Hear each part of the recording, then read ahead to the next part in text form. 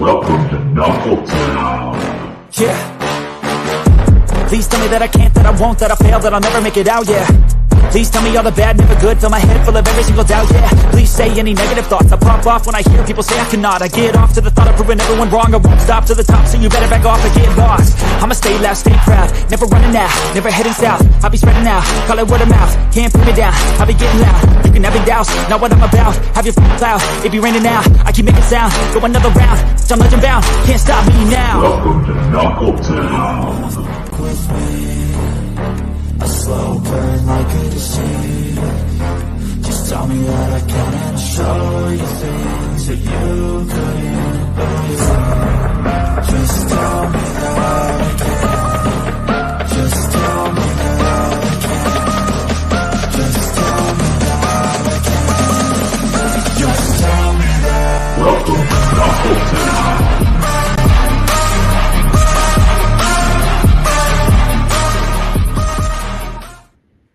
What is up, everybody? Welcome to the live stream. We got a really great watch party tonight. We've, it's been a minute since we've done one of these, but we've certainly never done one with this kind of team involved, and we've certainly never done one with the kind of star-studded crew that we have coming on. And Big Face, tell us a little bit about who we have coming on tonight. Come on, man. We got a great night of fights. Canada finally busting its cherry, getting the Prospector Series up into the Great White North.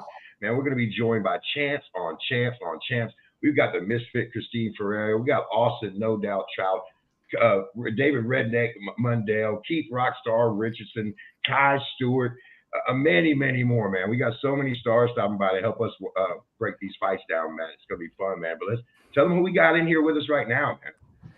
So, guys, let me introduce you if you didn't already know, and probably most of you guys that are tuning in right now know some of these guys, but if you can pull them back up, Matt, I want to introduce everybody that's on our team for the live stream tonight. You, of course, have Mr. Presidente right down there.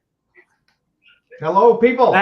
Matt Seibel. No, excuse me. Mr. Presidente is over there. Sorry, I always get confused.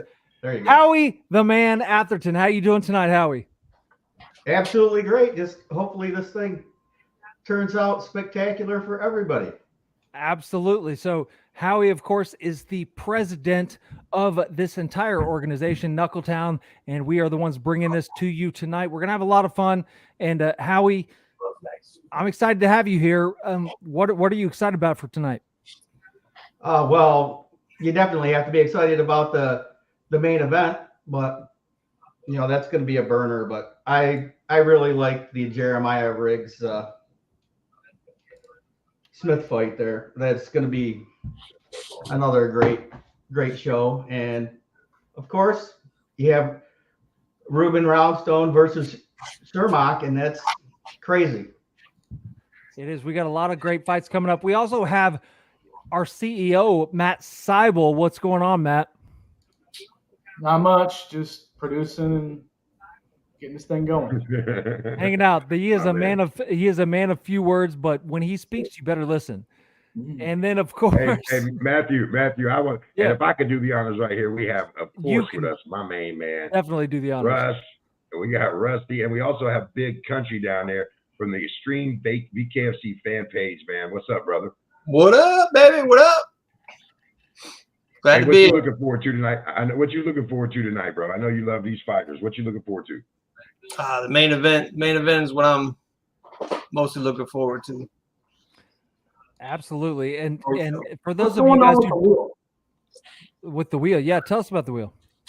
Yeah, tell us about the wheel, Russ. We're gonna give away some pendants, some T-shirts, and 25% off of mouth guards for any fighter that comes on our live with us today. So as soon as they pop on, we'll spin the wheel for them. Whatever lands on, they're going to win that prize. Just a thank you from all of us for them giving their time to be live with the fan. 100%. Once again, Rusty going above and beyond with the Extreme fan page, man. Rusty always giving back so much to the fighters, man. Back to you, Matthew. Sorry about that. No, of course. And if you guys don't know Russ, this guy does more for a lot of these fighters than even the people that actually work directly for the fighters. They get paid to work for fighters, and he does it from his heart. He's a great guy, and Russ, we're just happy to have you here tonight, man. Appreciate for you, coming brother. on. Yeah. We got our first guest waiting in the green room when you guys get ready. So Oh, I'm excited to see who it is. Yeah, let's roll the dice here and see who we got. who do you think's the first one in? Is it? Was the over under Redneck Mundell? I don't know. The guy's wearing a cowboy hat though. I'm going to say Keith Richardson. Nope. Okay, there it is. Oh, No. Welcome to the show. Welcome to the show, the welterweight king, my man, Austin No Doubt Trout, man. Welcome to the show, bro. Yeah, hey, thank you for having me. What's happening, y'all? Hey, man. Y'all ready to watch some shorties throw some knuckles? Dude, Yeah. Can't wait. Yeah. I'm so ready. Can't And I wait. just have to ask you, like, is the cowboy hat like an everyday, like, is that what you roll around in? Is that what you like? Nah, I have to keep the book. I went to the rodeo today, so I dressed up for the occasion. Dude, it looks There's really a new sheriff in town. it looks really so good on you, man. You wear it very, very well. And Thank you, man. Mr. Trout, what are you looking forward to tonight? We got a lot of good fights on this card. Is there anything in particular that you really want that you're looking forward to? I'm a fan of Mason Wong, and Gabrielle Roman, she's tough too. We'll see how she does. I think people are kind of sleeping on her. I think Gabrielle Roman is definitely a sleeper, but again, nobody can take Masan Wong lightly at all. And you'd be silly to take either one of these ladies lightly. But hey, listen, you're the new champ. I'm the new champ. Yeah. You are, man. And we just saw Cyrus come on, so hopefully the fights are going to start soon. But in the meantime, what's been going on with you? How's everything been for you since you've been the champ? And how's that feeling? What's next? Who's on your radar? Well, the radar is beeping, real loudly right now. I'm looking at of course, I want those nice paydays. I keep asking who is the number one contender for this belt, because that's who I'm down to fight with next. While one of these names figures out if they got the skills to match with me. Everyone keeps saying Tony Soto is the number one contender. So be it. Let's go. I like Eddie Alvarez. He gave Mike Perry a hell of a fight. I would love to smash Eddie Alvarez so that way people could not even think that me and Mike Perry would be a close fight at all. And then, get that money with Platinum Mike Perry, who's fighting in L.A. April 27th. So I heard Absolutely, Matt. I'm sorry, go ahead, Matthew. Nope. Yep. So I heard David Feldman say just this week on a podcast that people aren't looking to fight Mike Perry because they think they can beat Mike Perry. They're looking to fight Mike Perry because they think it's a good payday. So is it one or the other or both for you? Oh, I think it's lightweight, easy money. Just like I made the Baboon look easy, I think I make Mike Perry look like a cakewalk. That's a bold statement, my friend. But go ahead, Big Face. What do you got for him? Oh, I just want to ask, Austin, how you enjoying it, man? I mean, I know everybody, we always want to ask who you fight next, How you enjoying this first lap around with the belt? I'm enjoying it, very much so. And this is, thank God that I had another chance of doing it again, because I always told myself that I would try to stay more in the moment when I get that belt again, as opposed to when I first got it, I was just like, give me next. What's next? And going for legacy. And legacy is good, but I do need to sit in here and just, bask in the moment. Take a victory lap or two. Absolutely, man. I think that you cemented your legacy. I mean, this was definitely a big chip there to add to an already illustrious career, man. And I'm also looking forward to this. I'm a huge Jade Masan Wong fan. Had to do a lot of research for this fight. I even had to go on to OnlyFans and do some research, and man, I wanted to win even more. Yeah, me too. I had to get the full spectrum, and I got stuck. Yeah, I had to. So hey, How far are we out from these fights, you think, Kohler? Or what's it looking like on the app? I think we've got a couple minutes to go, but our producers are going to be in the background and they're going to be queuing us as when it's time. It's going to be time. We'll stop the BS and we'll get right down to it because I think everybody wants to hear what the champ has to say about these fights and get his opinion and break it down for us. I think that's going to be a lot of fun. And there's another man right there, one of the very important executives from BKFC, Mr. Andy Hall.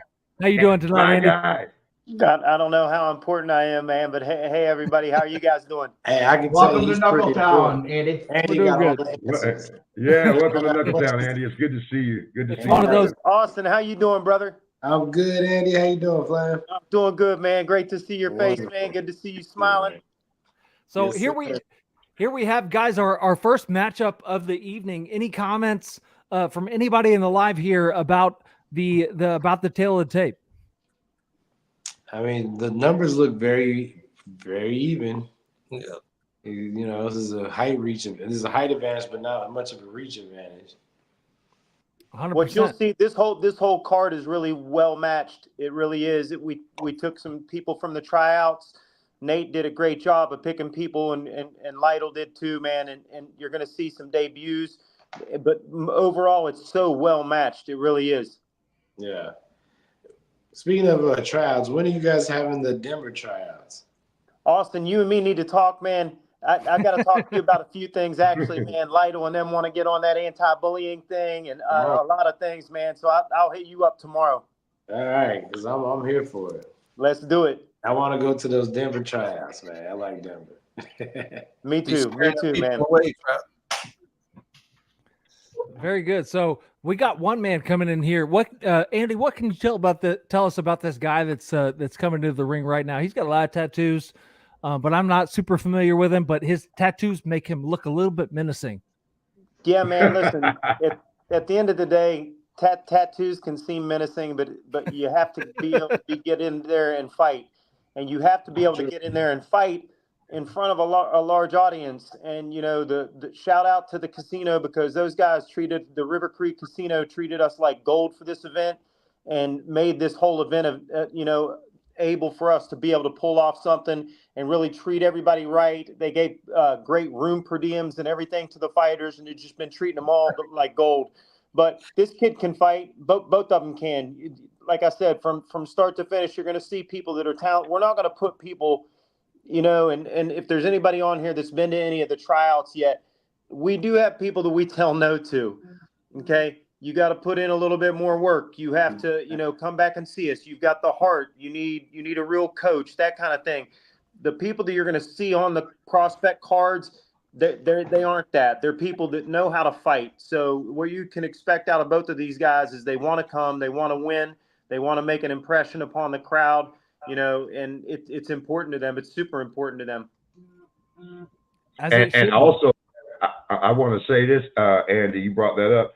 This guy, DeFreitas, this dude is pretty good, man. I've actually heard some scuttlebutt about this dude right here. I think he's a tough guy, the guy walking in the ring right now. Yeah, he's a dog. He's a dog for sure, man.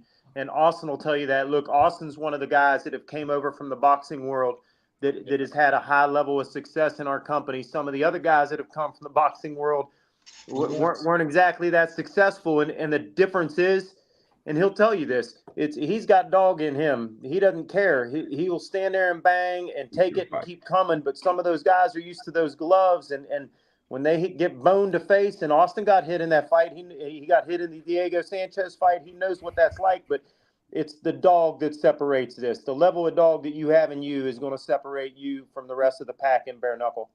Absolutely. And let's make sure we remember we're getting this sneak peek right here, courtesy of the BKFC app. You'll notice we got a QR code here to give you a free month. Scan that code, get a free month, $7.99 a month. It's the best deal in combat sports. I'm sorry, guys. Go ahead. I had to pay. No, it is the best deal in combat sports. But right now, you scan that QR code, and you're going to get it free for an entire month. I wanted to touch on us for tonight, but I wanted to touch on something that Andy said. That there have been some really high level boxers that have come into this sport, and that experience has just not translated well. So Mr. Trout, like what's been the difference for you? And Andy mentioned being a dog. Is that what it is? Yes, absolutely. I mean, you either got it in you or you don't. The thing I like about this bare knuckle is that it's a great equalizer. You know, a lot of times some guys that have, you know, more skill, they don't have as more heart, and the guy with heart lands that one shot and it turns everything around or it cuts him up and it's a wrap. It's a great equalizer. You can't just sit there and try to box your way to victory. That's not going to work. Because as soon as they smell blood, they're gonna attack and they're gonna take you out. So you gotta be able to sit there and fight with them and make them change their mind about wanting to fight with you. And then you get the box, you know, only then. But if you can't fight, if you can't really throw them things and take a little bit of something, you know, it's gonna be a long night for you, man. Absolutely. And so our first fight of the night is starting here, but I just want to come back to one thing here because, you know, one thing that comes to mind always for me, and then we want to break down these fights, but, you know, something that one of the guys that I really respect in combat sports and in martial arts has always said was, it's not about style, it's about you. Mm-hmm. And that's Bruce Lee. Bruce Lee said that. And I think bare knuckle really displays that principle. And but with that said, I'm gonna shut up and Austin, I want to hear what you have to say about this fight and what's going on. Tell us about what you see. Yeah, so far I see, you know, they kind of feeling each other out, getting the jab, you know, there's a little skirmish there. We have a lefty versus a righty, so, you know, we're gonna have a foot match. Even though, you know, when you have southpaw and orthodox, a lot of people just want to start going straight rights or straight lefts galore, but that jab is still very effective. It seems to be effective so far because Freitas already hurt him, I think. Exactly. We've got one man leaking already. Coming in. Yeah, but you can see they both got dog in them for sure. They both. The one guy, if the guy wouldn't, the shorter guy, if he wouldn't have had dog in him, he would have wilted already. Yeah, exactly. 100%. And he's not backing up, and yeah, he's cut, but that doesn't seem to bother him at this point. I think he got him with a left uppercut. Oh, he's tasted that power. The Freitas has got him hurting. It's a good left hand. He don't want to take. He's got a lot of power behind that. So what are you looking for from De Freitas here, Austin? De Freitas got to get inside because him standing outside is not to his best. It's not for his best, not just effort, but he should get inside the range, make it a little ugly. I think that's the soul check. Is that, am I pronouncing that correctly, Kohler? The dude with the braids here? I don't know if you're pronouncing it correctly, but I'll tell you right now that I've got a bigger announcement right now. We have a man in the house. We've got a champion in the house. We got another. Now we have two champions on this live. We got Mr. Redneck Mundell in the house. Dave Mundell, what up, What's happening, Dave? What's up, fellas? Welcome to Knuckle Town, Dave. Has he been in here the whole time? Not the whole time. I kind of came in late. My bad. We were dealing with a crazy dog fucking chasing around our chickens. How are you, man? You good? She's over here trying to eat them. You good down there? Redneck problems. Redneck problems indeed. So what are you seeing so far in this fight, Dave? I haven't even got a chance to start watching. We're still trying. I see you guys playing it on the thing here, but we're trying to put it on the big screen. So pulling it up now. I think De Freitas got that first round. He's a short-haired cat, and then you got the toe check, I believe. Yeah. In the so Soto needs to make it an ugly fight. What he's trying to do right now. Wasn't he the favorite to win too? I thought De Freitas would win, but I mean, I think he was the favorite. Soto was the favorite. I didn't see any of the odds. I want Lily might want to watch. I want her to win. We all do. Somebody's got some. It's redneck. It's redneck. Okay. Background noise. Yeah, we got a little background noise talking about preferences of winning. What? Is that me? Yeah. What? It's all right. I thought I was part of it. You can come join. And we got our first knockdown of the night, ladies and gentlemen. Straight down. And that's the thing in bare knuckle, like Austin, have you taken a straight shot down the pipe like that just yet? Or have you given one? What can you tell Hey, I've given a lot of. did you go grab that hat just because I have mine on? He had it on, man. He came in there with it. Hey, brother. champions I knew shop he at was the coming. same I hat wanted to- shop. I I want want to add this. Hey, we got to set something up, man. I want to move with you. I want to spar with you. Come on, man. I'm right here in Houston. Texas. Yes, sir. So far away. Listen, y'all better settle down before I go put my cowboy hat on right now. Let's do it. Let's all get them on. I'll come to you too, man. Matthew, you asked Austin Austin about getting a shot down there. You do know that Austin Trout has a world-class chin. He only been stopped once in like 50 pro fights. I mean, he's got a world-class chin. Just want to add that. So. I think Listen, anybody at his level better have a chin. Or they ain't making it there. 100%. And so, but that was just a straight shot. It wasn't incredibly powerful. It wasn't a really super impressive shot, but it just landed in the right spot. So He's coming back on him. He's hurt. I mean, I'll be honest with you. De Freitas should have pushed the pedal a lot more. When you know that you have your guy like that, he's overmatched. Got to pounce on. Absolutely. And guys, just to pay the bills, take a break to pay the bills here really quick. Check us out, guys.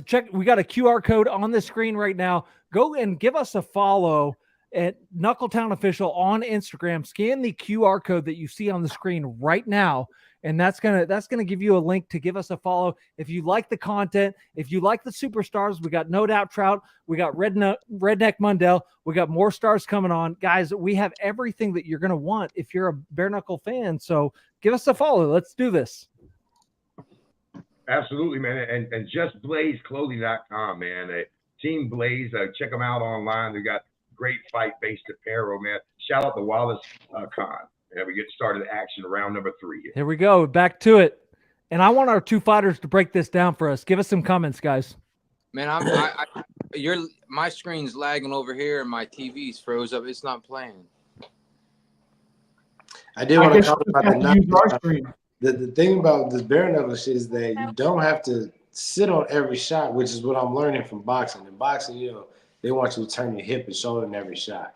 In this bare knuckle, if you hit them in the right place, they're going down. If you don't hit them in the right place, you might hurt your hands. So, kind of learning when to sit on shots.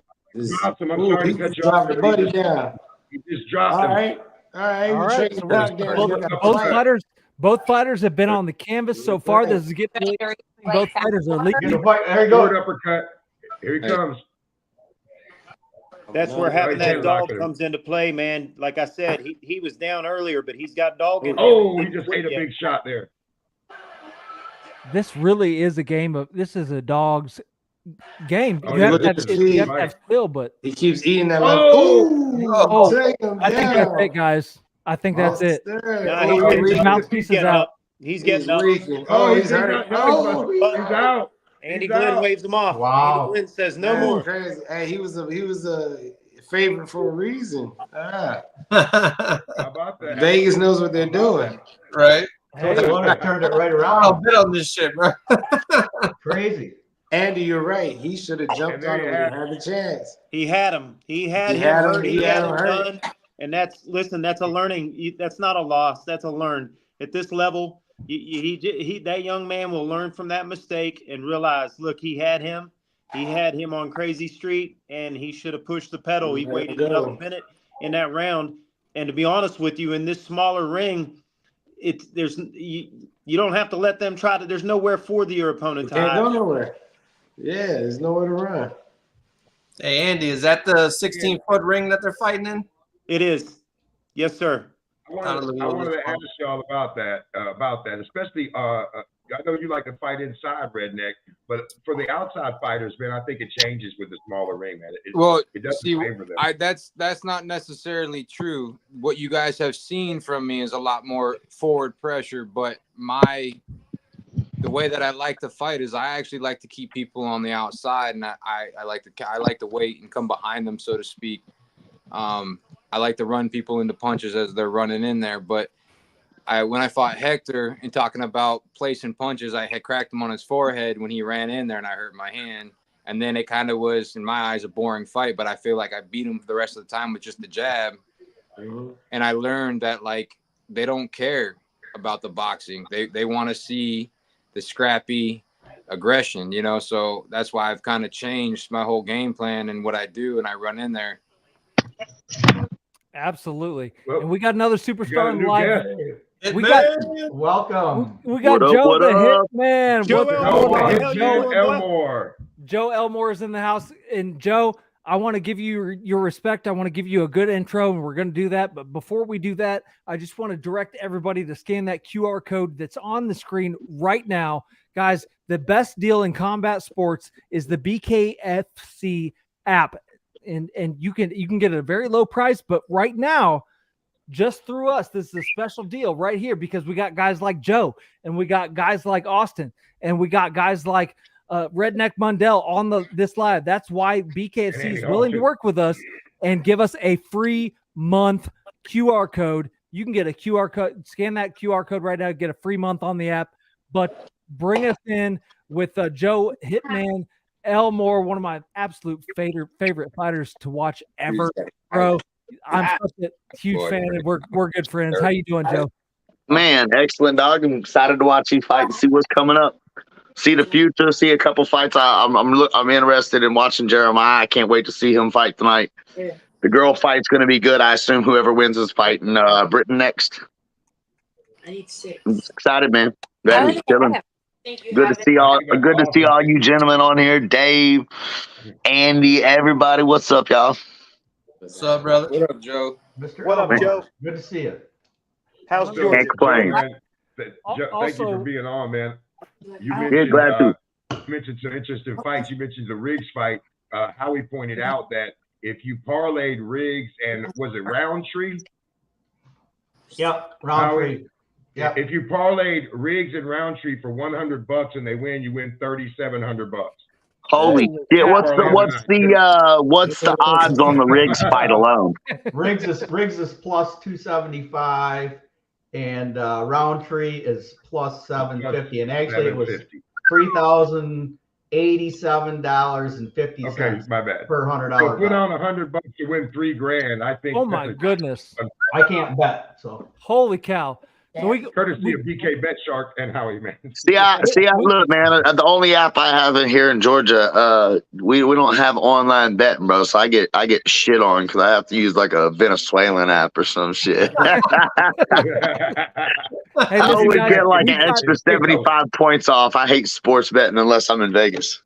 Yeah. Oh man, listen, sports betting, it's always a gamble, but let me tell you what's not a gamble. And what's not a gamble is to work with one of our sponsors, AMG Debt Collection. And these guys, they understand the intensity of what it's like to be a fighter inside the ring, but they also understand the importance of business outside the ring. And these guys have decades of experience in debt collection. If you own a business, these guys are here to help you recover what's rightfully yours. So visit amgdebtcollections.com to learn more. And listen, here's another thing. If you're an experienced sales professional, and if you're looking for a remote working opportunity, you can make a decent living. Check these guys out. They've got some opportunities available for remote working opportunities. amgdebtcollection.com. And Joe, Hitman Elmore, back to you. What do you have for us in this fight? Man, I don't know the fighters that well. Yeah, I don't know. I'm just looking for a good fight, dude. I hope they go there and fuck each other up and put on a little bit more action than that last fight, dude. Like you said, I'm not complaining because that was a scientific fight, but Mundell said it best, dude. I'm gonna do the same thing my next fight. I was trying to pity pat and show everybody I can box. I'm done with that, dude. I'm a savage. I'm just gonna go out there and bust his ass, and that's what people want to see is somebody go out there and just bleed. Let's go for a Bronco ride. So I want it to be a bull ride, and I want to get somebody to throw off fast. Embrace your inner dog, brother. Yeah, that's what I want to see them do. I want these boys to go out there and show us that they're fucking dogs, man, and let's have a good time and watch a good fight and get some more fans in there watching what's next. 100%. We got a Desi Johnson versus Robert Descharnay right here, guys. Desi Johnson is the bald-headed cat, And the dude with a little bit of lettuce is Descharnay. Hey, these skinny fuckers about to throw them things. Watch. Yeah, no, I was gonna say I'm seeing him on my screen right now, and the look in his eyes when he lined up last time, he looked pretty intense. I missed that fight, but yeah, it looked a little scary, bro. He got them eyes, bro. Yeah, Descharnay, he looks like he's ready to go. He does. This guy right here looks like he got some doubts. He might have some doubts. I don't know, man. You can never tell. I know this one cat. He just looks like he's not even paying attention. As soon as that bell rings, he gets at it. Yeah, the only time you can tell by looking in a man's eyes when it's your opponent. That's right. When you look in your opponent in your eye, you can feel something. Yeah, you can tell, but 100%. Being present always, you can But feel you can't look in another man's eyes that you ain't going to war with and think what he's thinking, because you're not on the same wavelength anyway. On board negative Just 800. to get in that square circle, you a bad man. Period. Oh, congratulations on the title, champ, by the way. thank you. I appreciate that, Shannon. That means a lot coming from you, man. So Well, I mean, I'm gonna have to be coming after it soon. So I mean, Here we go. Because of Mundell and Austin, we might have to make a championship hat. Hey, well, listen. I know, but Mike Perry's already. I'm one of the most violent men on this fucking planet. Mike Perry's already got that one. I mean, I gotta fight somebody. No. Fuck Mike Perry. He's a Hey, bitch, no, that's what I dude. said. I'm the most violent man. So, hey, I know you won't. Hey, listen, but hey, y'all know I'll fight anywhere from 155 to 185. I just want money and a big ass fucking fight. I don't care, man. I'll fight anybody. I love it. Look at that skinny boy. Yeah, I'm 15 seconds behind y'all. I got to get my TV to catch up. God bless. That was quick. And now he's down. Now we got another one. Both fighters on the canvas. Dave Mundell.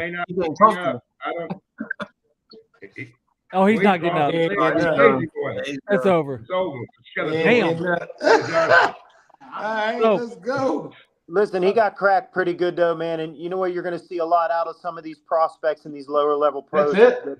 When they get hit, man, it's they don't know what to do. It's bone to bone, man, and it's a little bit different. And Call that.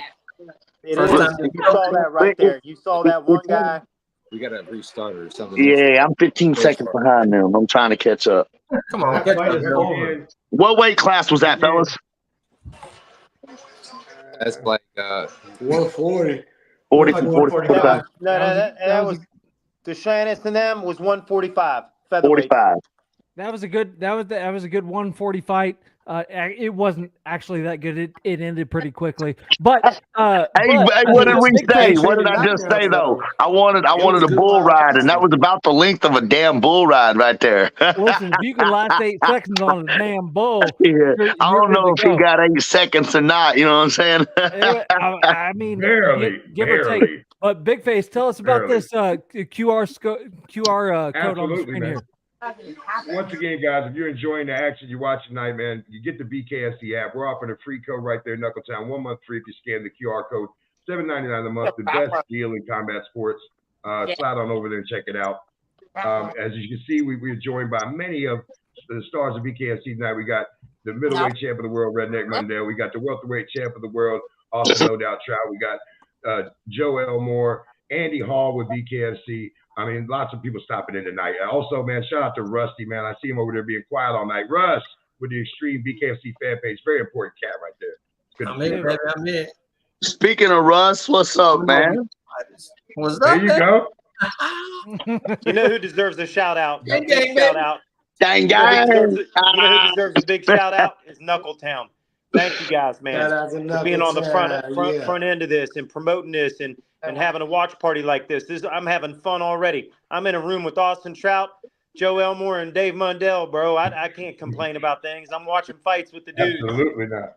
These are the dudes. Like literally, these are the dudes that you dudes. want to watch fights with. That's And, awesome. Good and evening, listen, Monica. we've got another champ's mom in the chat. We've got Britton Hart's mom right there in the chat. We got Monica. Good evening, Miss Hart's Good mom. evening, Monica. Hello, Monica. That's a good, proper Irish name. I love it. That's McCullough. a great name. That's a I got great my name. color. Heck yeah. So, But so the next fight we got coming up will be Donnie Tice Jr. and Tyler Tremblay. Heavyweights, baby. Donnie Let's go. Tyson Heavyweights. and Oh, we got True the big boys. We got the big boys. No. And you know, Trout's Irish too, right? I know this. I know this, Hey. brother. Yes, sir. And there we go. We got another fighter in the chat. Jomi. Archangel. And Joey, I'm paying what you some doing, bills, brother? guys. Make sure you try Mint 45, man. It's a great pre-workout. Keep you focused, man. You know, get on mint45.com and you can see it. Hey, That's good stuff. Jomi Escobosa is another guy that's aiming for a title fight too, man. He's up and coming and he's hungry and ready to go. I think I need to see him do something impressive first. Yeah. Listen. I think he will. I understand your sentiment. I understand a lot of people say that, but I know personally he's up to that challenge and he's ready to go. Oh, Jeremiah's got it, Chris, for sure, dog. I mean, The birds ain't quacking, man.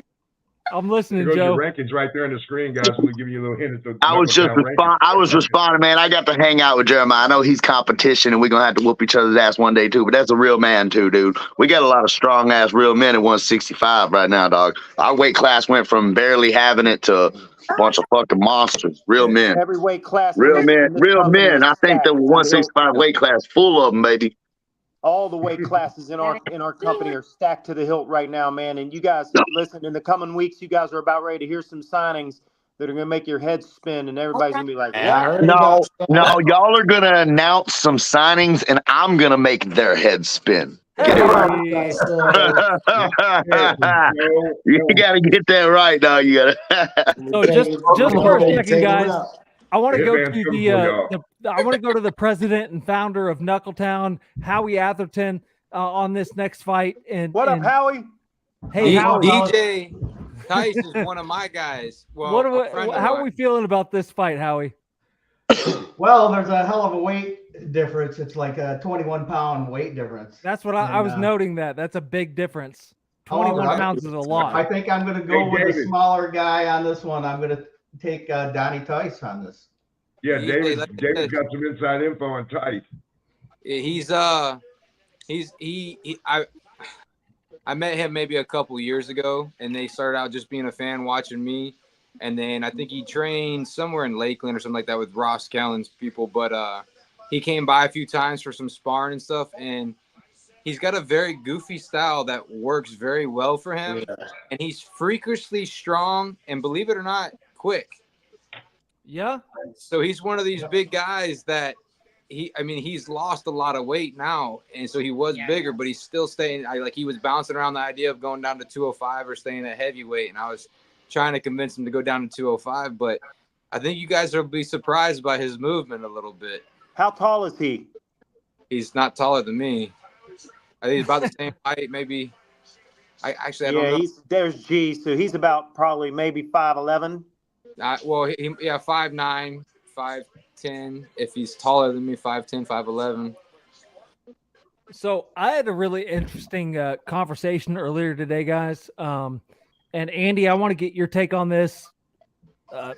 All the fighters that are on here, I want to hear what you guys think. But one of the guys that was kind of a staple in this sport, and you can call me biased or whatever because I used to manage the guy, but Sam Shoemaker, I talked to him earlier today, and there's been a little bit of buzz about Sam, and that's a big, strong dude that is talking about he wants to come back. And Andy, what do you think about Sam coming back, and how's he going to do, man?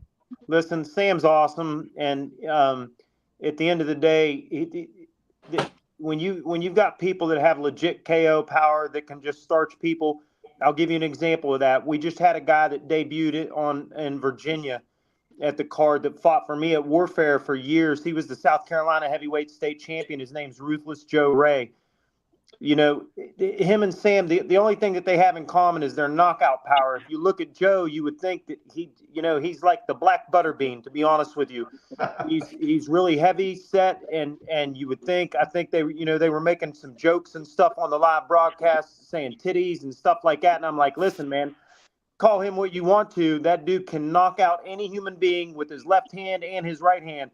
And Shoemaker's the same damn way, man. You know, in a lot of states, the commissions have the say in this of, hey, can we license this guy in this state, age and all that stuff coming into play. But man, Sam's awesome and he's tough as nails and he can starch anybody on any given night.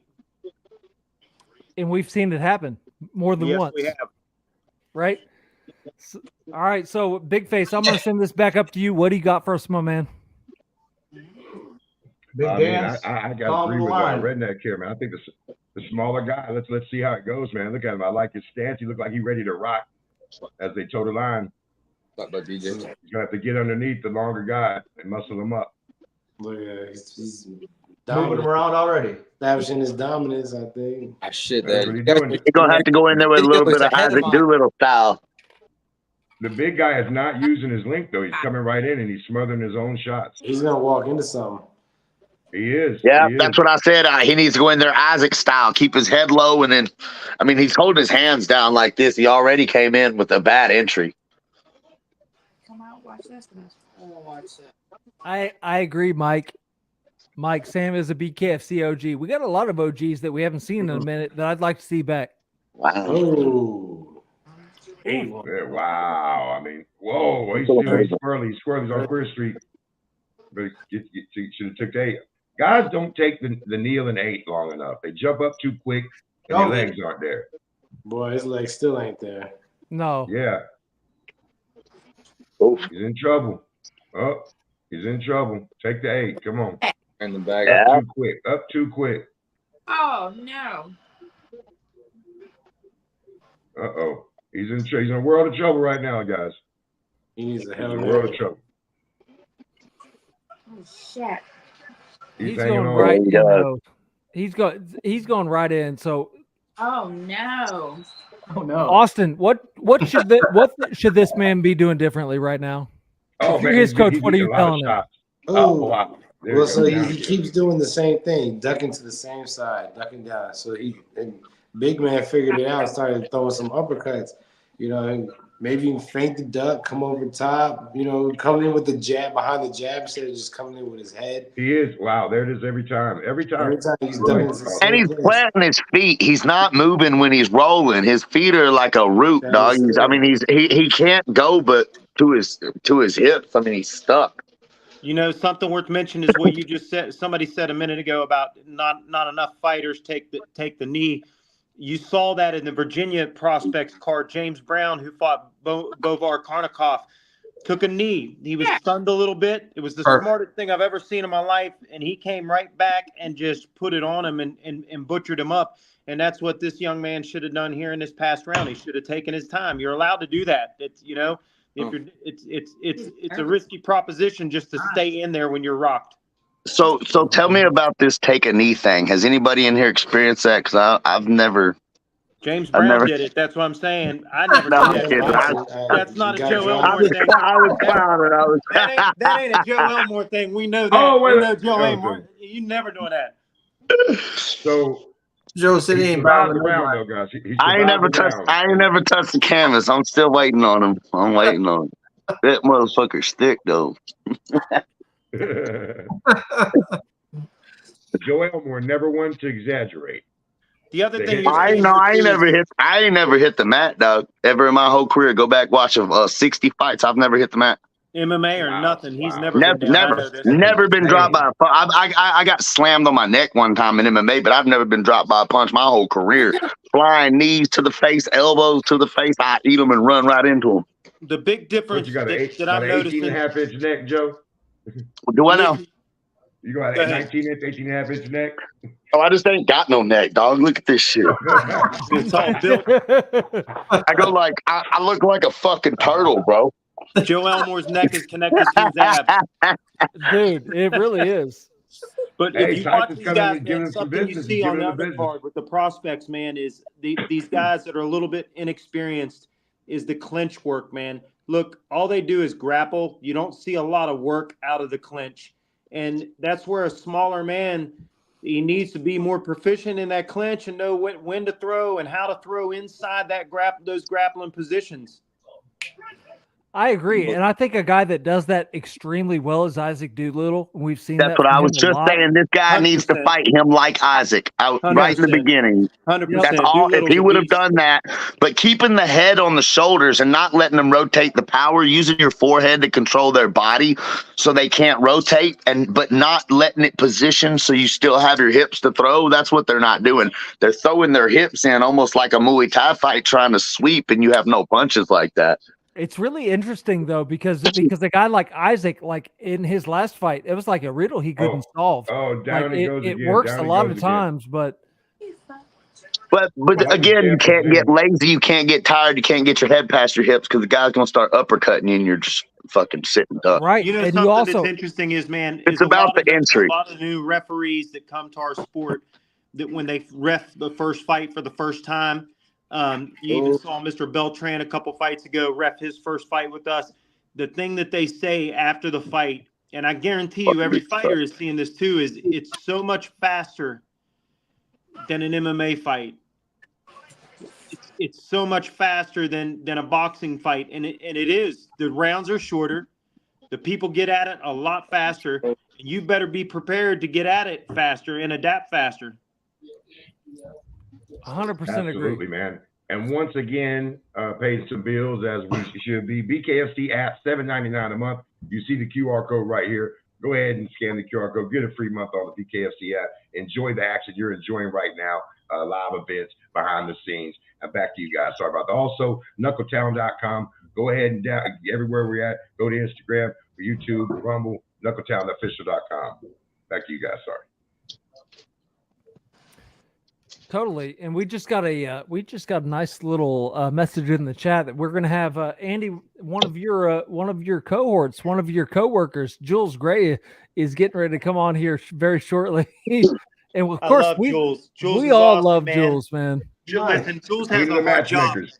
Listen, I'll tell Queen you. of the matchmakers. So the BKFC world can know out there, Jewlz has a really, really, really hard job. Okay, first of all, the pool of fighters that me and Nelson and Nate have to deal with, we have 10 times the amount of fighters that Jewlz has to deal with.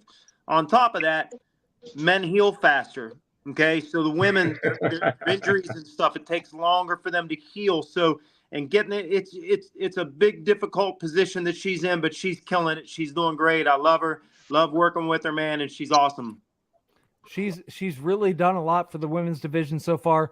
And let me just say, we are happy to have Royal Reber in the house. What's up, brother? Welcome, bro. My dog, what's up? One of the great young stars, 5-0, Royal Reber, right here, man. One of the great young stars of BKFC. Welcome to the show. Welcome What's to going on, guys? Reber, what you doing, boy? Dave, yeah. Hey, My brother right there. from another mother. Hey. Could have been the same.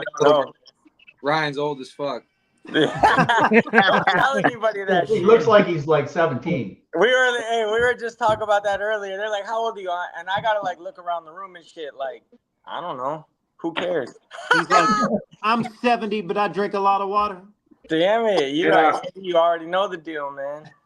Hey, Royal, man, I understand. Congratulations is in order. Did my boy just recently get married? Is that what we seen? Yes, Yeah, sir. that's right. Yep, that's what happened.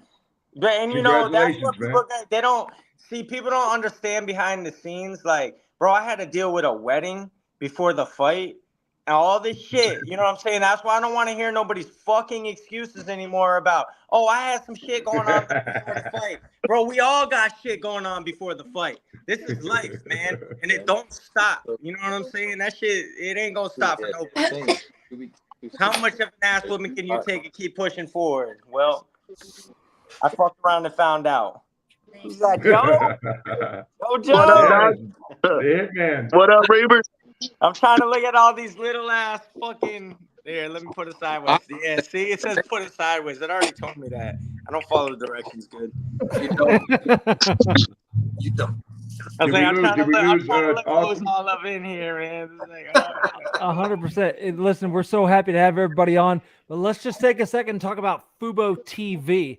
Listen, if you haven't already downloaded Fubo TV, you can get this on every major platform. And not only can you get Fubo TV with a variety of different programming, everything you could want. But you're also going to get BKFC. So subscribe, get some Fubo, and also don't forget about the OnlyFans exclusive look right here. We got Jad Masan Wong. I We might got have Gabrielle Roman. I subscribe to that, but I'm gonna because you guys told me to. I'm He said he's subscribing for a friend. Yes. It's She's like, what is this OnlyFans? Hey, I was Joe. like, I was just trying to watch her work out with the speed bag. Hey, listen. Joe, speed bag. Joe, I had to do it just for research for the fight. I had to go ahead and get the account, check it out. It's legit, boys. Yeah. It's legit. You did, 'cause that's exactly Only fans I got is my ceiling fans. Mine too, and they dusty, bro. Fuck. 100%. They don't want to watch me go crappie fishing on OnlyFans. I promise you. They might though. You never know. They might. Be amazed. Hey, I'm a damn good fisherman. And I got live scope. They'll be calling me a cheater if they watch me go crappie fishing. Joe, I'm gonna hold you to account on that and say that you and I need to go fishing together at some point. Hey, bro, I got my boat fixed up. I just got the new Garmin live scope. I got lake mapping. I'm right on a few lakes right here in Georgia. I got Ackworth and Lake Lanier. We got some good fishing spots here, bro. Hey, listen, if we're lucky, we'll all put on our damn cowboy hats, and Mundell's gonna come with us. And I'll take you out. We'll shoot some machine guns. We'll shoot some ski. I got some property due west for I fun. don't care. I'll change the all in. They will make me a cowboy hat. I guarantee you. Let's put some fucking cowboy hat. Get them. Excuse my language. Let's put some cowboy hats on. Get some all-in cowboy hats. If they'll sponsor a fishing trip, we'll go, Reber. They will, and if they don't, Dave said right now he'll sponsor the fishing trip for sure. Me and Reber are out the boat tomorrow. Yeah, me and Dave are going on it. We're going on the boat tomorrow. Dude, that's so fun. Hey, we got some good ass trout fishing too. My buddy just got a skid boat. Bro, West Virginia trout fishing. That's my deal. I love it. Native trout. Y'all, you want to talk about trout fishing? I can tell you about trout fishing. I have a cabin down at Bennett Springs State Park here in Missouri. That's some of the best trout fishing in the entire world. I'm waiting on my invite. Issued. Ask and receive right there. Asking you shall receive. Let's go. Let's go, baby. I want to go. So who's fighting next? I got to sponsor my trip. What? Next. The And next hey, one guys, we Fishing got with is- Clay Guida. They asking if Guys, we're we still going gotta- on the boat tomorrow, Dave. Yes. It's the weather. 100%. So, Let hey, me see Big what Face, Dave looks You got- like. Big Face, tell us We're about the talking Bare to Knuckle everybody Show. now. What's That's going on Dave right there. Tuesdays? We're going We, to go Yeah. so what's going on Tuesdays? We got the next fight. Are we still on there? Al-Ghanaim and What? Dalton. Go ahead, help me with that name because you know it ain't what I think it is. It's Scheitel? Title. Steibel. Scheitel. Steibel. Appreciate you. Yep. I don't want you to Steibel say what we versus. did, what I called them in This is a tough pre-production. one. What I called them in I'll be pre-production. right It's like saying shtick, but Hey, it's Royal. Scheibel. Royal, Big can you do me a Rig, favor? Scheibel. Guys, this is going to be a lot of fun, and I'm looking forward to seeing these guys fight. I don't really know a whole lot about these guys, but Reber and Joe, what do you guys know about these guys? I mean, Riggs was tough, dog. Look at him fight Connor Tierney. I mean, Connor was boxing with him, and you see how Connor is. He got knocked out by Connor, but I mean, dude's tough. He hits hard. I mean, I'm going with Jeremiah on it. Not them, man. This fight. Oh, this fight, I can't see what y'all got up. Nah, I We said got that's what he's the sheep. Al-Ghanem I've and never seen Dalton either one of these guys. Scheitel. But Yeah, that I don't one know. to the I don't left- know neither one of these dudes either, to be honest with you. One of dude them on the left, tell us. One of them came from the tryouts, and the other one is been a fighter up there for years, man. But if you watch him, it's going to be interesting because they had some animosity in the face-offs. I'm going with Dalton because he's got a six-pack. I don't know. So does the 6-pack give you an advantage, Joe? What do you think? I mean, I Let's see I that don't know, does six-pack. it? Ah, he's got the 2-pack. He's got the 2-pack. Got a 2-pack and a loaf of bread. That's a 4.5 pack, man. Hey, listen, I've been out for 5 months. I got to get in the cutting shape. I'm like 190 pounds right now. Bro, and I ain't even that, and I ain't even got a goddamn 6-pack. Hey, that ain't got no fat on it though. Gun show, the Elmore Gun Show. That's the cannons, baby. I don't have. We got cannons in GA. We got. I need the Knuckletown staff to all agree that we're not going to show our 6-packs. Yeah. Hey, he said it ain't a 6-pack. It's a fuel tank for my love machine. He said. Mine's in the cooler. Hey, you watch. These two dudes are going to go at it, though. I guarantee it. Yeah, I can't wait. This looks like I got the Sheik, bro. I got the Sheik from Saudi Arabia. Yeah, I got the Sheik too, man, because he's a shorter guy. Sometimes he's more compact guy. I liked him because he had that fucking hat. You're going with it because the Iron Sheik. That's why. Be honest. Yeah, the Iron Sheik. Oh my God. He's like, I would have come here and I would have fucked all of them. He said, I can't even stay with the Iron Sheik. Said I forgot no cussing on this one. I'm gonna pure ass you. Camel clutch. Put you in the camel clutch. Really gonna want to be with me? If there's no, hey, that's my boy Paul from San Diego. That's his favorite fighter. He dresses up as the Iron Sheik every Halloween. I mean, he's doing it with the turban. I told yeah, this guy does look like the bomb. Dressing like mankind. Yeah. Where's Matthew? Matthew, you're talking to his mom like this? So here you go. I don't know, man. Like you said, like Joe said earlier, you can't tell. You can't look. I don't know. Sheik does got a thick jaw though. Joe, you got any deer tenderloin left? 5'5". Do what now? You got any deer tenderloin left from the season? Actually, I've got like 1 pack. I don't normally freeze my back strap, but I got a little bit of back strap for some bacon wrapped dub. I've got deer chorizo, deer sausage, Italian.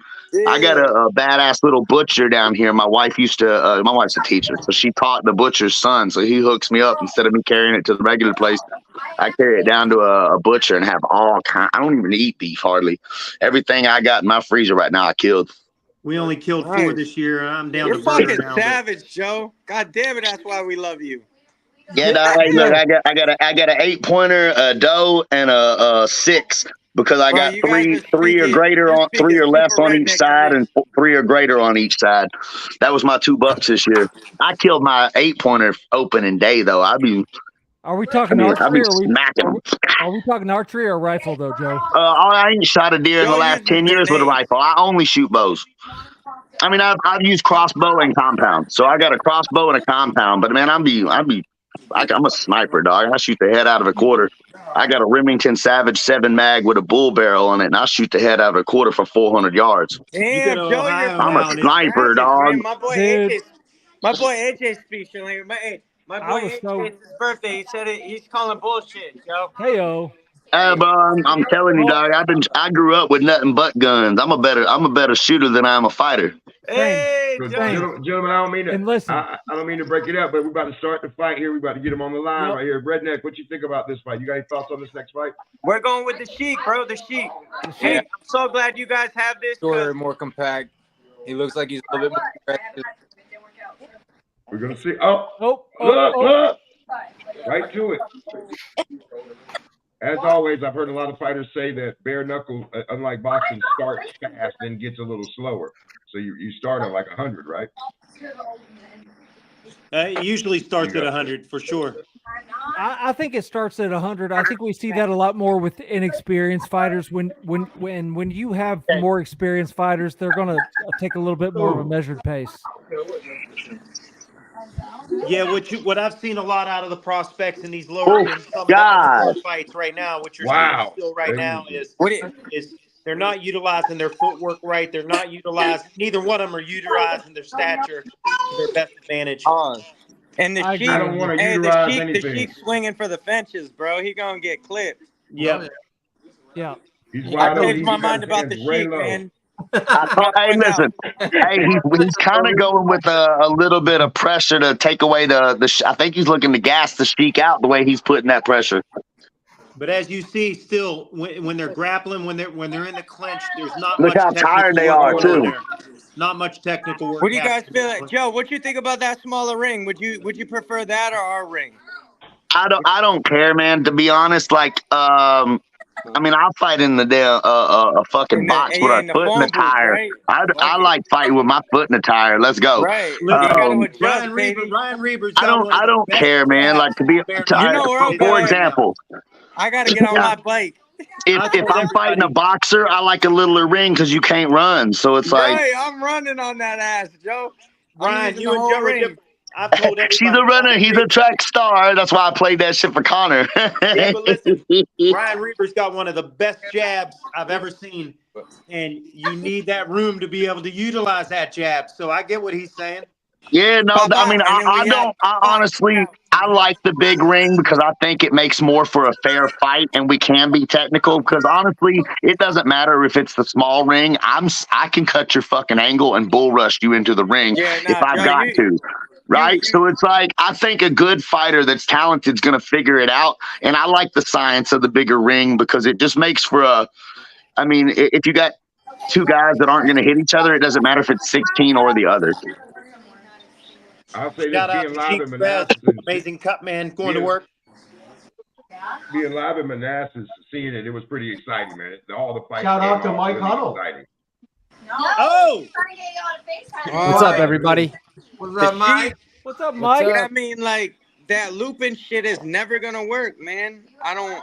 What up, Listen, between rounds here, I want to acknowledge our friend Mike from the extinguished and the prestigious extinguished. Mike and Mish show, the Mission Accomplished. What's up, Mike? He's a good friend of the show. How you doing tonight? I'm doing great, Matt. Mike. Thank you so much for TT's finest. the introduction.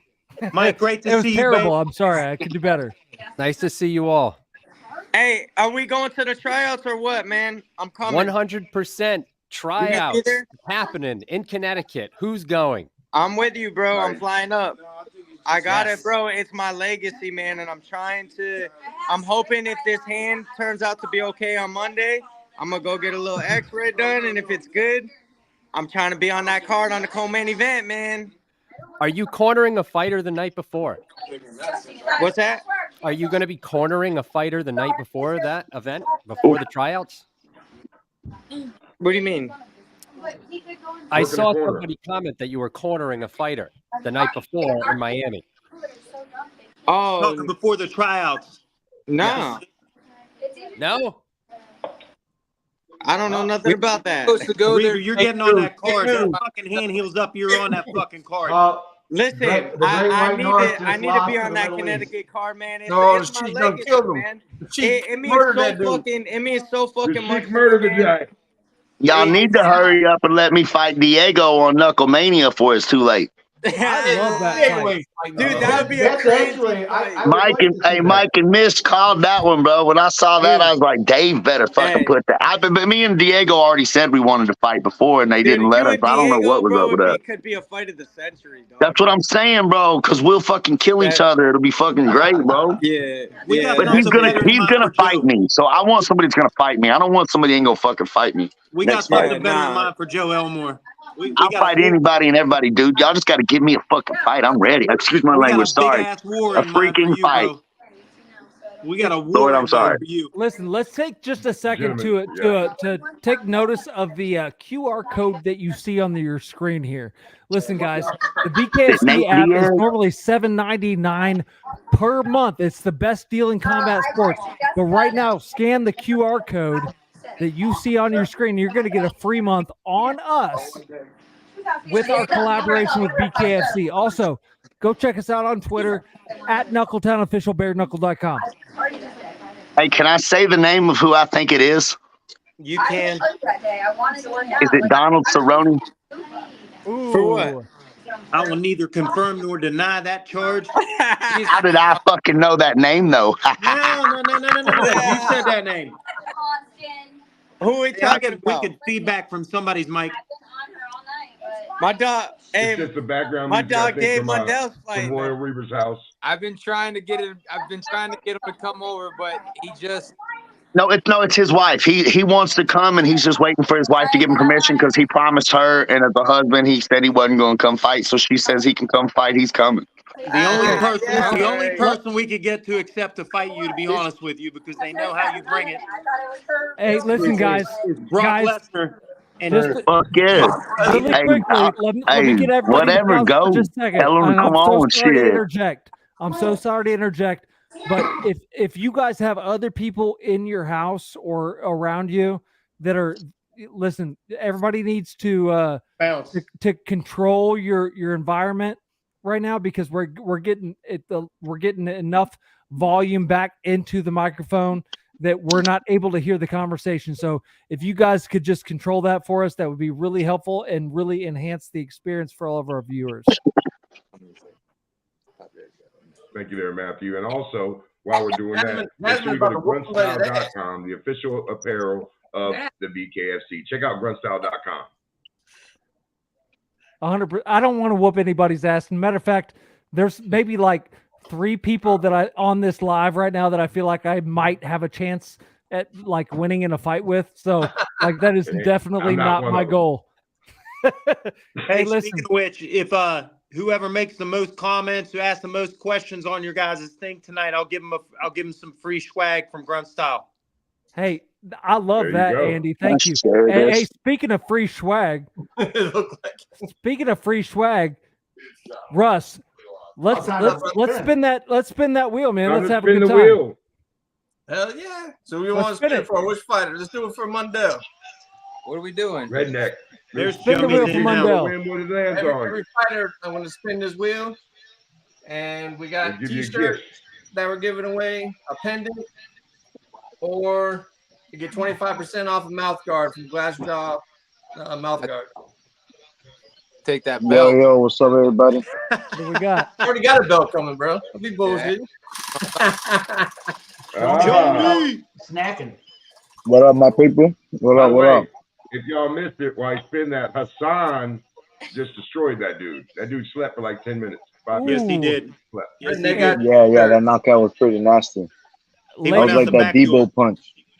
Ladies and gentlemen, let me introduce our next guest for the evening. We have Jomi, Archangel. What's up, my man? And we got another contender in the house. What's up, my brother? How you feeling tonight? What do you think of the event so far? It's a good event, exciting fights. A lot of knockouts, as you just seen, you know. So it's exciting to watch it and talk shit with y'all. Hell yeah! Thanks for coming on, man. Yeah, look at it. So, no problem. Look at this fucking chocolate chip cookie. This shit's massive. It looks delicious. That if I had access to things like that, I'd be real fat. But what does the Mike and Mish show think about this event so far, and what are you looking forward to, Mike? So far, so good. I was watching on your stream for a little bit, and it's been all right. This last knockout was pretty good. Those guys I was looking forward to because they had a little bit of beef in the weigh-ins yesterday. What was going on with that? Mm-hmm. The one guy said, the other guy was supposed to fight his buddy, but he didn't fight him. Does anybody know what he's talking about? He got pissed. He just got pissed and checked him. Yeah, you don't know who his friend is? He was supposed to fight? I don't know the details of it, but that was supposedly his friend was supposed to fight his buddy, blah, blah, blah, blah, blah. That's all I heard. I have a question for Jomi. And that Jomi. Yeah. Sure. What do you feel? How do you feel about that 4-man tournament talk? Because I think it's blasphemous. What do you think? It is blasphemous. I am next. Give me what I deserve. Who started the 4-man tournament talk? Bare knuckle win. I don't know. I can't imagine that they're going to have. I just heard 4 guys fight for that title right now. You know how many times I've heard a 4-man tournament, and then somebody who was 1-1 fought for the title. Oh, sorry, never mind. I don't think it ever came from our company, though. Am I honest? I'm being honest here. I don't think it ever came from BKFC that there was going to be a tournament. Oh yeah. No, I was clowning again. If y'all don't know my sense of humor, I was fucking with the champ. Now, for the 205 division, that's a perfect division to set up a tournament for. There's a bunch of guys in there that'll make it a nice little tournament. But Are you talking like a month-to-month tournament, or are you talking a 1 weekend tournament? Listen, I think the problem with tournaments in bare knuckle is our palms in our hands. I mean, having a tournament is how do you space that out? Listen, you're right. You're 100% right, Joe, because some of the commissions don't even actually allow tournament style fighting, but some do. No, you have two groups. If you get 4 fighters, you have you do have separate events. Fight 3 months from now and they fight each other. Yeah, he doesn't mean one night, Andy. You don't mean fight one night, but that's how I won my first belt. I won 3 fights, and then the last fight you won the belt. He's from the back in the day, wild west of fighting. You just hope somebody's broken hand heals up in that period of time. And you got to get that Muay Thai King's Cup, 3 fights in one night for a belt. That'll be pretty dope to see who can survive that. That's just the real deal. That'll show you whoever doesn't get hit like that, is gonna be able to survive. Keep the rock star What's up? Welcome to Knuckletown, Mr. Red. Another champ. We'd like to welcome to Knuckletown Keith Rockstar. Another one, DJ Khaled. Man, y'all got a lot of BKFC royalty in this. Mundell, I see the Hitman. I see tonight. Andy. You got the crew up in here. You got the redneck Mundell there in the corner. Put that on. We lost Trout. He had his on too. Yeah, I don't know what happened. We lost Trout. I get it. Go get it. 1 second. There it is, my man. I like Ryan better though, but I like Rockstar too. Where'd Reaver go? This next fight, guys. This next fight we got. Yeah, we lost. I think we lost Reaver. Oh shit! Hey, that mustache. It's a battle of the mustaches. That's a pugilist battle of the mustaches right here. Sam Polk and Jake Craig. So this looks like 2 guys that look pretty tough. I mean, if we're going purely off the mustache game, who do y'all got? This guy right here. That's the mustache of a shit, that's sharp right there. Look at this, and the tats on the skull. Oh shit! On the head. Man, he got a whole shape up. A whole shape up of tats. Oh shit! Archangel said he got I'm going with Tom Shope on HGH After Prison. That guy. Yeah, all right.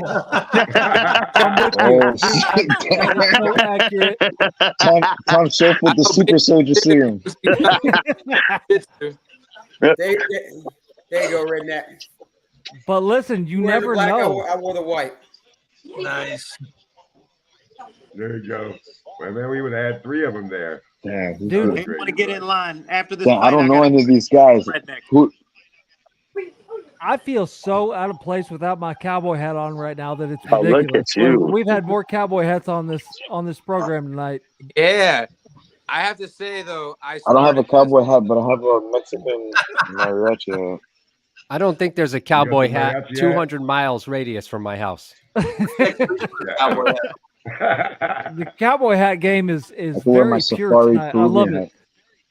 All right, so we got 2 good sized men here. You can't see if it ain't on. Oh shit! Oh, yo, shape up, tattoo shape up. Good. Oh my god! All right, so Rockstar, break this down. If He you're got the up. guy He's that just got ready. knocked down, what do you do next? I was betting on You breathe and compose yourself with straight punches. Oh no! Oh, stop punching. All right, so hold up. 500. Let's give Keith a chance. If you're a Survival. non-tattoo head guy, what do you do from here? 500. I'd have bet on him from Yeah, you got a full round. I'm hugging that guy, clinching, trying to get my bearings back. Either that or you can no! Straight punch. Compose yourself. I think it's back on his ass. It might be too little, too late for that guy. He's gonna make it. Yeah. Wow. Tropic Thunder. Survive. So let me ask this, and this is, I don't know that there's going to anybody. Yep, that's That's bad. That's it. Yeah. That's it. Yeah, that's But bad. I want to He caught go. him. He caught him on the way down. That was Yeah, bad. that's it. That was brutal. I want to ask That was brutal. the fighters who are Oh, his on our nose stream got right hit. now, and I want to start with Dave Mundell. And let's say that you're the guy that just got knocked out on live TV. And I want to go around the table with all the fighters here.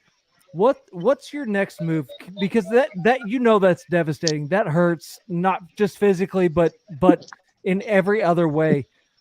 How do you deal with that? And what advice would you give to somebody that maybe they're young in their career and they just got knocked out? What's next? How do you deal with that? Listen, man, I honestly don't know.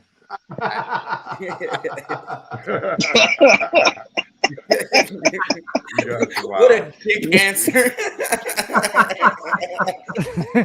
Okay. Mine's is probably gonna be worse. Go to school. I mean, you're shit out of your luck, young man. I mean, I feel like at this level, like you train hard enough, you got to know how to put the time. You got to know that you're working as hard as you can. You've done everything the way you're supposed to. You're still getting out, man. The sport probably ain't for you. All right, Jomi, let's move to you. What do you think? What's your take? Don't be a bitch and get on. You gotta get right back to training ASAP. And like Mundell said, man, if you keep getting knocked down back to back, just stop, man. Just make money doing something else. Brain cells are important, man. You don't wanna lose in fight there and get punched. Hitman, what's your advice for any fighters watching this? Chew bubble gum, get that jaw up. I don't know. I ain't ever hit the mat, man, but I don't care if I win or lose. I go out there, entertain, and beat a motherfucker's ass, dude. And I say, if you're meant for this and you get knocked down, get your ass back up and do it again. You know, it's simple to me. I'm not sitting down and you're gonna have to kill me. There's rules in this, and we have refs that stop it and don't let it go that far. But get your ass up. And if you can't get up and you're gonna sit around and cry about it, you need to go fight MMA or put some gloves on. There it is. There you go. What's your advice? Like it's one of those things. 50% of the guys that enter the ring lose. So like it's one of those things where you've got to be mentally prepared. Like this, like all combat sports are humbling as fuck. You get you should get humbled every day. So you should be used to getting you should be used to that, but. That's like as soon as you get knocked out, yes, it's embarrassing, but like if you don't have the drive to want to get that back, then yeah, you shouldn't be in the sport. You should go be a banker, go to college, do something Well, listen, I'm a banker, so there we are. But Andy has his hand raised. Andy, what do you have to say to these guys? Like the guy this is his debut. He just came on, got knocked out on live TV. What do you say to a guy like that still wants to pursue this as a career? At the end of the day, it's a path, okay? And you're not defined by one given night. Every fighter that's on this podcast, or every fighter in the world for that matter, that had more than 5, 6, 7, 8 fights, you understand it's a path. Sometimes, things can go wrong. It can be you just get sick the day of your fight. It could be you didn't prepare enough. You were distracted. Whatever it is, that's a painful lesson to learn, but you have to learn it nonetheless. So it's not so much a loss as it is a learning experience. You gotta make a positive out of a negative. I think that's Great really answer, good Andy. advice. Great answer. Let's take the nice route. I like it. We're nice around it's here. The truthful route. At the end of the day, it's the truthful route. All these guys, they're doing something that 99.9% of the people on this planet don't ever even have the balls to do, let alone on our level at BKFC. Where you guys are stepping in front of thousands of people, and online millions of people. So for the average person to consider that in their mindset, the minute that it hits their mind, look, man, if you're not legitimate, this isn't for everybody. And we've seen that from legitimate, great MMA guys, great boxing guys, like we talked about earlier, with Austin being one of the few world-class boxers that have come over to our sport and had an amazing career already, and he's already got a title. But a lot of the other boxers that have come over have not done so well. We've seen people like Luke Rockhold come over to this sport and be one and done and saying, oh, and then bashes it and says this isn't real fighting. This is a different deal over here. It's completely different. So you can't. The guy that just lost that fight earlier, if look, he had the heart to get in there, right? Right? Absolutely. I'm not wrong. So he had the heart to get in there. He had the heart enough and the want enough to pay a lot of money to get a lot of medicals done, do a lot of things to get in there. It just wasn't his night. You know, you go back to the playbook, you go back to the gym, you work on your weaknesses. You focus 90% of your time on your weaknesses and keep continuing building your strengths. And that's the path of it, you know, but it's not for everybody. That's 100%. It's not for everybody. Totally agree. But I don't even like my amateur fighters to be undefeated. Like, I'm gonna keep putting them in a position to lose because I want them to feel that pain and come back and see how they come back from it, see how they respond to it. Like, I'll keep throwing them in the worst situations possible. But I can, like, because they need to learn that lesson before they get to the pros, where every loss stays on your record. That's what I'm looking for. Yeah. I couldn't agree more. One thing I do need to point out just really quickly is that Joe Elmore got like way better looking there for like 15 seconds. And Hey, you can't interrupt the champ, but I figured I'd give y'all something pretty to look at instead of this wrinkly bulldog ass face with turtleneck. And that, of course, is Maggie Elmore, who's a member of our team. How you doing, Where am I Maggie? looking at? Hi, guys. I'm watching. I'm loving it. Hey. We love Maggie, and she's so talented. She's so underrated. She doesn't even know how good she is. And Joe, I know you agree with that, even if she doesn't. I'm getting shy. Oh, are y'all having a good night? Oh yeah. I'm loving this. Look at who we've got on here. That's a good night. Hey Maggie, what's been your favorite fight so far? So far, I don't know. Favorite yet? I can't pick favorite yet. I'm entertained so far. You guys. Honestly, it's you guys. So far, I've been mostly into you guys. This has been awesome. I'm watching, but I'm listening and I'm in, but I'm excited for Riggs. I'm a Jeremiah Richardson. I'm excited for that fight. Of course, I'm excited for the main event. I'm all in for that. This should be a pretty good fight. What do you guys think? I don't know. Andy had his hand raised, so let's hear what Andy Hall has to say. Come on, Andy. Andy? It's the same. Listen. Hello, Maggie. How are you? Hi, I'm good. Good to see you. Listen, at the end of the day, this is all I have to say about all these people. At BKFC, if they're stepping into this ring, they deserve to be commended. I see so many of them getting bashed online, even guys like, listen, guys that have competed, 6 fights in a row and they got 6 losses, but they got in there still. You know what I mean? They got in there. And some of them make a good account of themselves too. So it's not as easy as just saying, this guy's terrible, and some of the bashing that goes on. It's some of the bashing online. You have to take it with a grain of salt. You can't let, as a fighter in particular, you can't ever let that get into your psyche and it's easy to do because if you just got beat and your face is swelled up and it's bad, and the next day. But you just stay positive. Listen, that's the difference between living and existing. Most people just exist. They go to their 9-to-5 job. They pick up their 9-to-5 pay. That's not life. That's not living. That's not living and doing what you're passionate about. So there's something to be said for that. So we got Trey Santos versus Chad Lucanis. What were you guys thinking about this? I think the Chad guy looks like he's ready. He's forcing the action. Lucanis is forcing the action. Well, Trey Santos has a little bit of jabbing weird right now. circle. He has longer reach. Trey all you need. Santos has a couple of fights already. He's 0-1-1 right now. The other guy's from Canada. This is his debut. He looks to be a little composed. Usually people come out a little quick. He's not really running in too fast, not making any sudden movements. Like, you know, he looks good. His stance looks good, the way he's fighting. He does look good. Lucanus seems to be working the body and changing levels a little bit better, though, to me.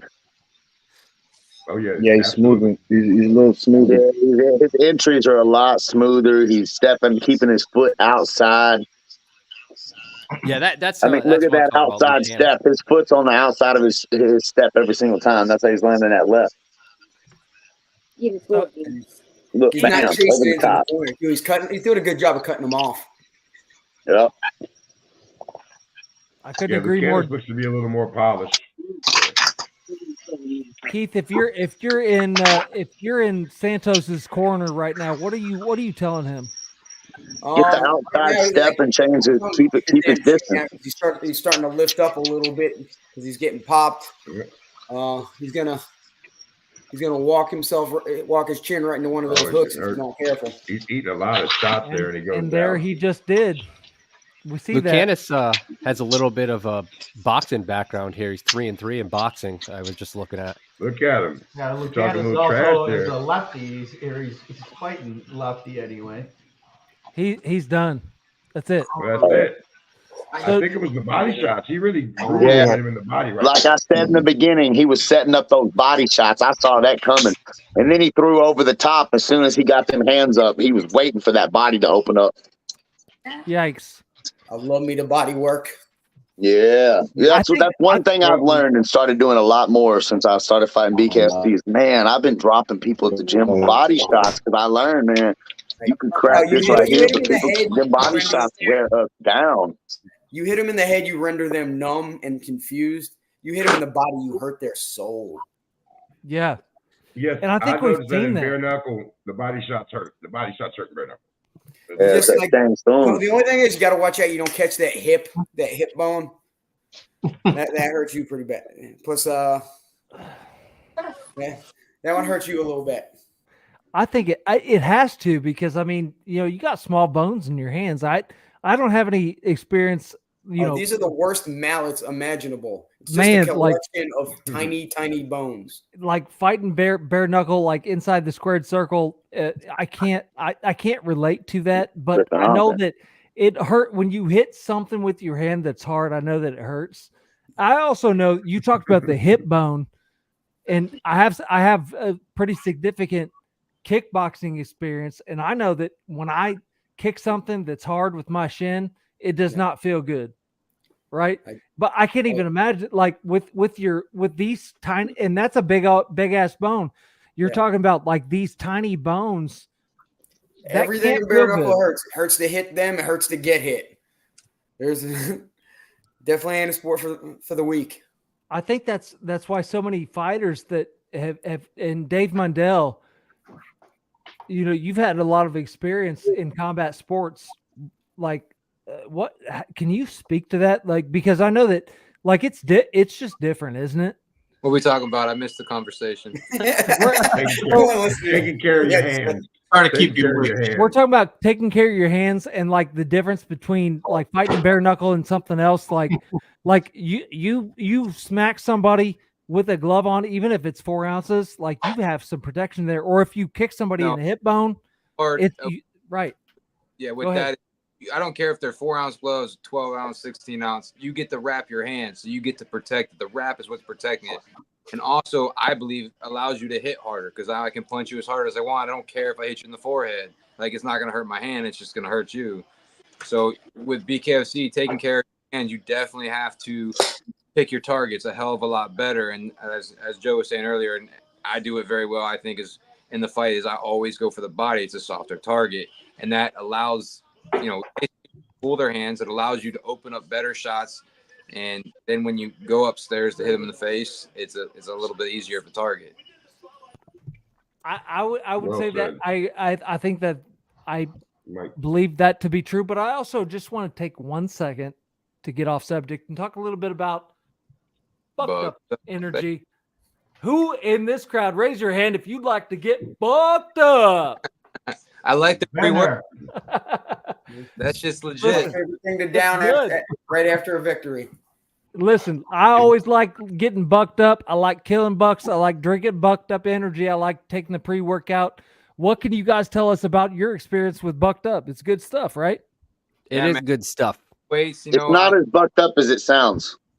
Right. No. makes me think a little bit, and I go in there and throw some weights around. So you ever take the They buckshot?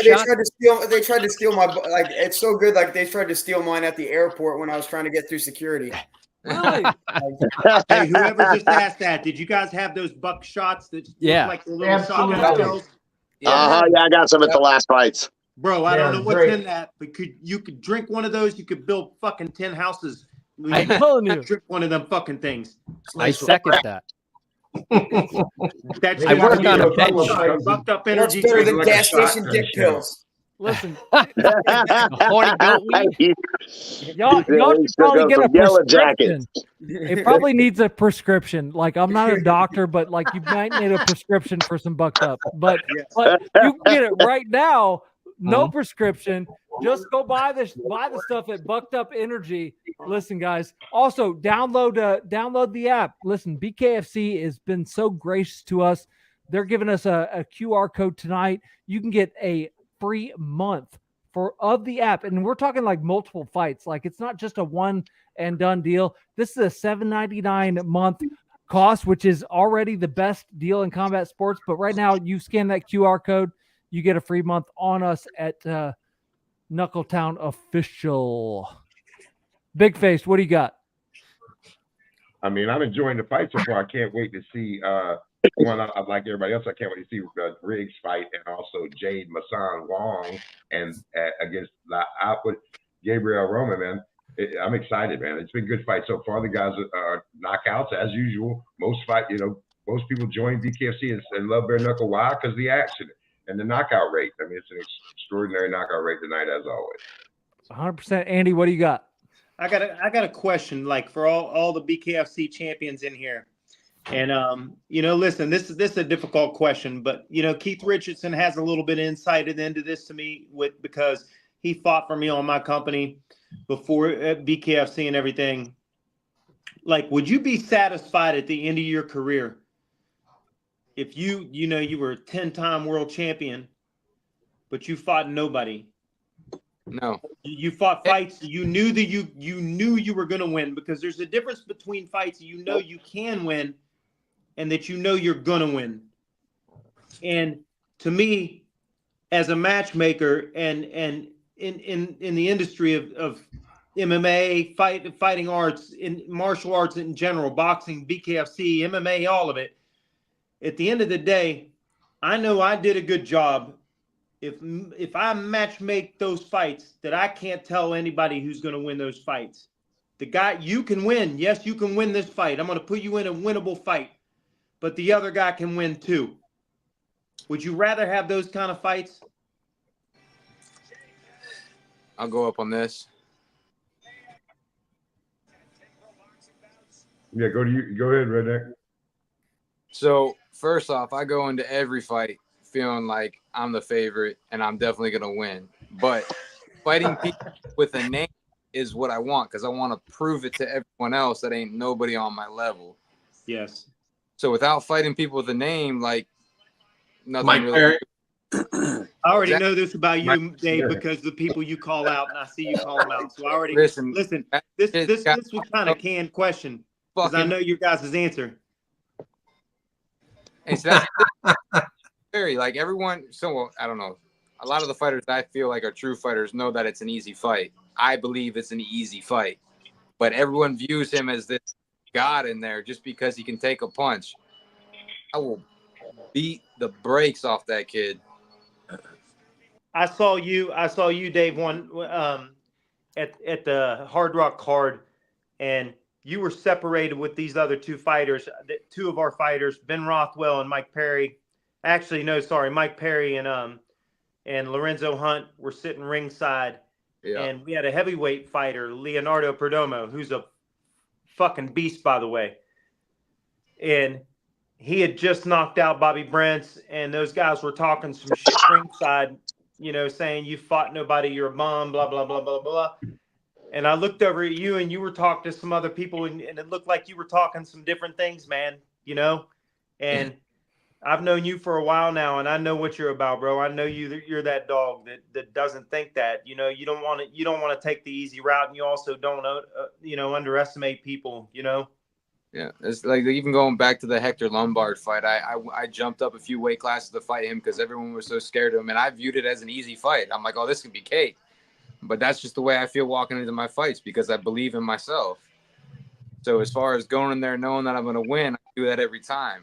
But if I ain't beating somebody that other people don't think I can beat, then I'm not really accomplished anything other than just making money. I think you guys both make some really good you guys. points. But I want to introduce, I'm sorry, Matthew. I just want to make sure we introduce Chachi Versace has joined us. Hey. What's up, my man? What's up, Chachi? What's up, big dog? Yo. Hey, I need to comment real quick, too, on what Andy was just talking about. It just made me think of the first fight of the night tonight on the Canada Prospects, bro. It was going one way, and right at the last second, just flipped the other way. And it seemed like that guy didn't have it at all. Really, it just changed with one punch. It's crazy. And I think that's the thing about bare knuckle is like everything changes with one punch. It placed it like with good placement. It doesn't even have to really be a good one. I think it's more important to power is placement, and you guys can agree or disagree. And I want to hear your thoughts on that. But before we do that, Russ, yes, sir. Let's get that win. Let's get that wheel spinning for one of these guys on this show. Let's give away something cool from one of our sponsors to one of these amazing fighters on this show right now. Let's get the wheel spinning. Let's get it for Joe. Let's get it for Joe. Big Joe. Joe, Hitman Elmore. Let's spin the wheel. The wheel of destiny. Big money, big money, big money. No. No whammies. No, there are no whammies on this wheel. $50,000. We got T-shirt again. T-shirt again. We got from our sponsor apparel tonight, Just Blaze Clothing, and we'll get that right out to you, Mr. Elmore, for sure. Joe, you got a T-shirt coming from our sponsor, and since you just got some free shit, why don't you tell us what you think about this round so far? I don't know, man. These guys, I feel like it's a different fight than what I thought it would be because neither one of them are fighting with the range, and they both seem like range fighters. It can go either way, man. They're both landing 50-50 because of how rushed they are. I think if they slow down and pick their shots a little bit better, whoever slows down and settles in first is gonna win. I'll tell you, it looks like Jason Kelly's doing a hell of a job, though. Really. Yeah. So we got Drew Stuve in the white and Jason Kelly in the red trunks. I can tell you what our company's really good at, man, is between Nate, Nelson, myself, we have a lot of experience when it comes to like all levels He's of eating a lot of shots there. He was eating a lot of shots there. Sorry, he goes down. Now listen, both minutes have been on the canvas now. Both of these guys have been down. They're both. It's even. Do you see what I'm saying? They've both been down. You give them both a shot to win. That's what you do, man, as a matchmaker. And that's really incredible work. Like, I don't know that there's too many people that could do that. I think you're calling time for going down, man.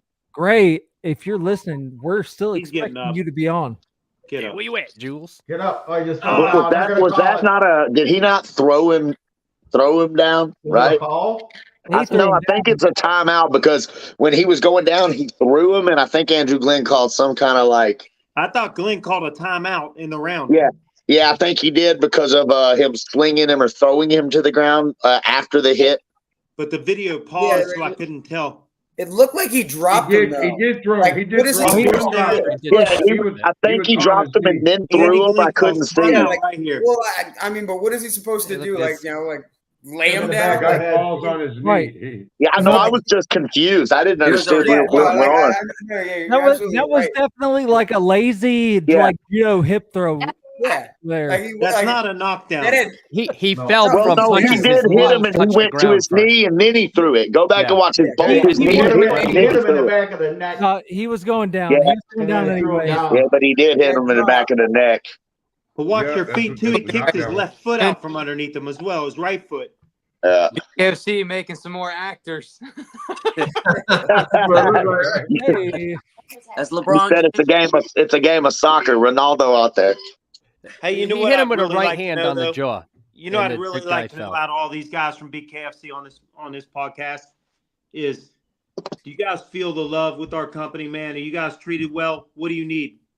Do you need more? What would you change? Ooh. More fights. I want to fight 3 times a year because not twice a year, once a year. I need to fucking fight, bro. I'm in such shape, and I can sell tickets anywhere in the nation, and there's no Fair sense enough. in letting me Fair sit enough, out. but your I just want to fight. Your I want treatment to with fight. us. Your treatment with us. You feel the love?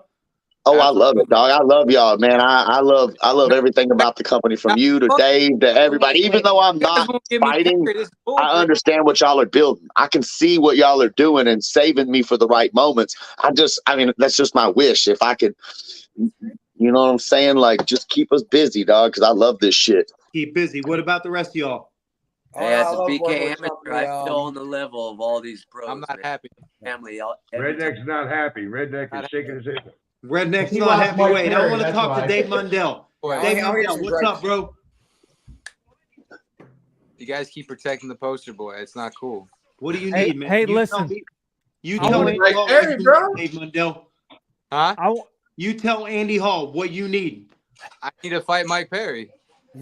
Hey, There you heard it, folks. And listen, I hate to cut you guys off, but we got to pay the bills around here at Knuckletown Official. Do it. And I just want to take a quick moment. And I want to hear. Listen, we're going to come back to you, Dave. And I want to. He's I gonna. want- Dave's I gonna want to be hear gone after this. everything about how you want to fight Mike Perry. We all want to hear it. It's a viral moment. It's good for me to hear how have you on my shit saying that, right? But I do have to. This is a business. We got bills to pay, and here we are. I want to talk just for a moment about Raja, guys. I don't even truly understand what this is, but you gotta. Yeah. Listen. Here's the thing. This is a mind-altering experience. I've not experienced it personally, but I do have very close friends, including Christine Ferea and Matt Seibel and other people that I know that have gone into this dome. And you are totally isolated. You have no sound. You have no like Matt. No, maybe you can. There is there's sound, sound. but you're isolated, right? They're using waves and frequencies, and it helps you manifest and focus. And it's crazy. You come out of it with like almost like high def vision. It's Like, just. I'm intense. telling you, like Matthew, listen, man. Yeah. Send us all the link. Everybody that's on this video, send us the link. We're going to send you the Share link it, to we'll all Russia. share, we'll all push it. Guaranteed, bro. Listen, Guaranteed. we're That's gonna get a bigger reach than the people that are watching it right now, baby. We got to do that. We're going to do that. And I want everybody on here to go check out Raja. And all I can say is that the people who I know who have experienced it, they're telling me that it's like, it's not like a small thing. It's like life altering. It's real as shit, bro. Yeah. It's atomical. It's atomical. It's at atomical level, man. That science is at the atomical level. I'm not involved with it in any way. Jewlz met these people in Vegas, and what she didn't know about me is I met these people in Myrtle Beach that were involved with it also. And what they're finding out scientifically about that technology, man, it's crazy. It's insane. Look into it. Just look into it. It costs you nothing to look into it. I really want to do it because I'm telling you, people that I know that have done this, they're like, dude, Wheelock has done it, like a bunch of people. You don't understand, and this will change your entire life. And so go check it out. Like I'm committed. I'm gonna try it. If you know what I mean, like if I can get out to Vegas, I got a busy life, but I'm gonna do it. So I anyway, think maybe we should get the bare knuckle, the BKFC brass in there to clear their brains so they can hook up the redneck versus Perry fight. Dude. What do you think? There you go. I wish I'd have thought about it about a week ago. I just got back from Vegas. No, wait. In all fairness, we got some of the maybe BKFC that's brass already here. a discussion. Oh, okay. In all fairness, maybe that's already a discussion. So it must have been for a long time. It's a long time coming. I mean, it can't not be a discussion. I mean, it's been a discussion for a long time. Right, Mike. It's been a discussion. Has to be. Right. But a serious discussion. A discussion and a serious discussion is a total different thing, man. Listen. Yeah. At the end of the day, this is what I've learned too, man. And I came from the fighter side of the sport. Okay. I came from USA Boxing. I had 39 USA Boxing fights. I came to Myrtle Beach, started with Miss Collins, and started my gym down there, the Combat Zone. I was a boxing coach, blah, blah, blah, blah, blah. 2011, couldn't promote boxing. I promoted MMA.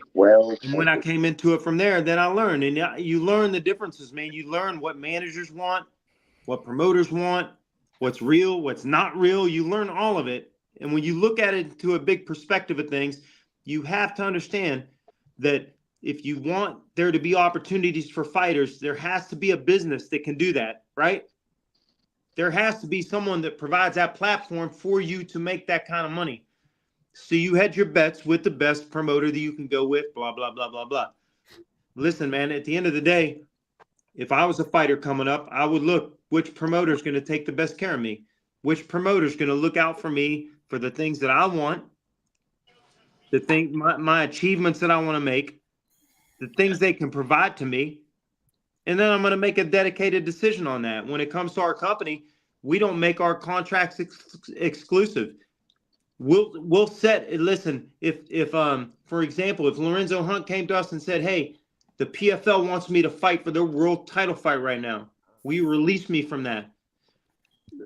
Listen, Dave's probably not going to just release him from that, but he'll let him do it for a fee because he is under contract with us. But you're not exclusive with us. We want you to succeed. That's why I signed on with BKFC. I'm a contracted worker with them. I signed on with them because they believed in the same principles that I believed in when it comes to fighters.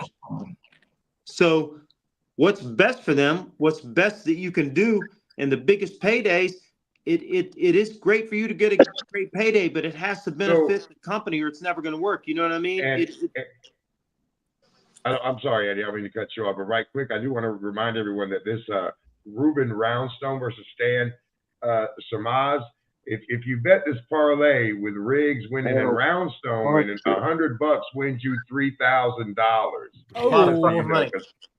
I'd have put $100 on him just praying that the other guy broke his ankle. Listen, Jesus Christ! Right. Look at that guy. Like that's a The big dude man to be. slips and falls on the wrong piece of sweat. That's $1,200.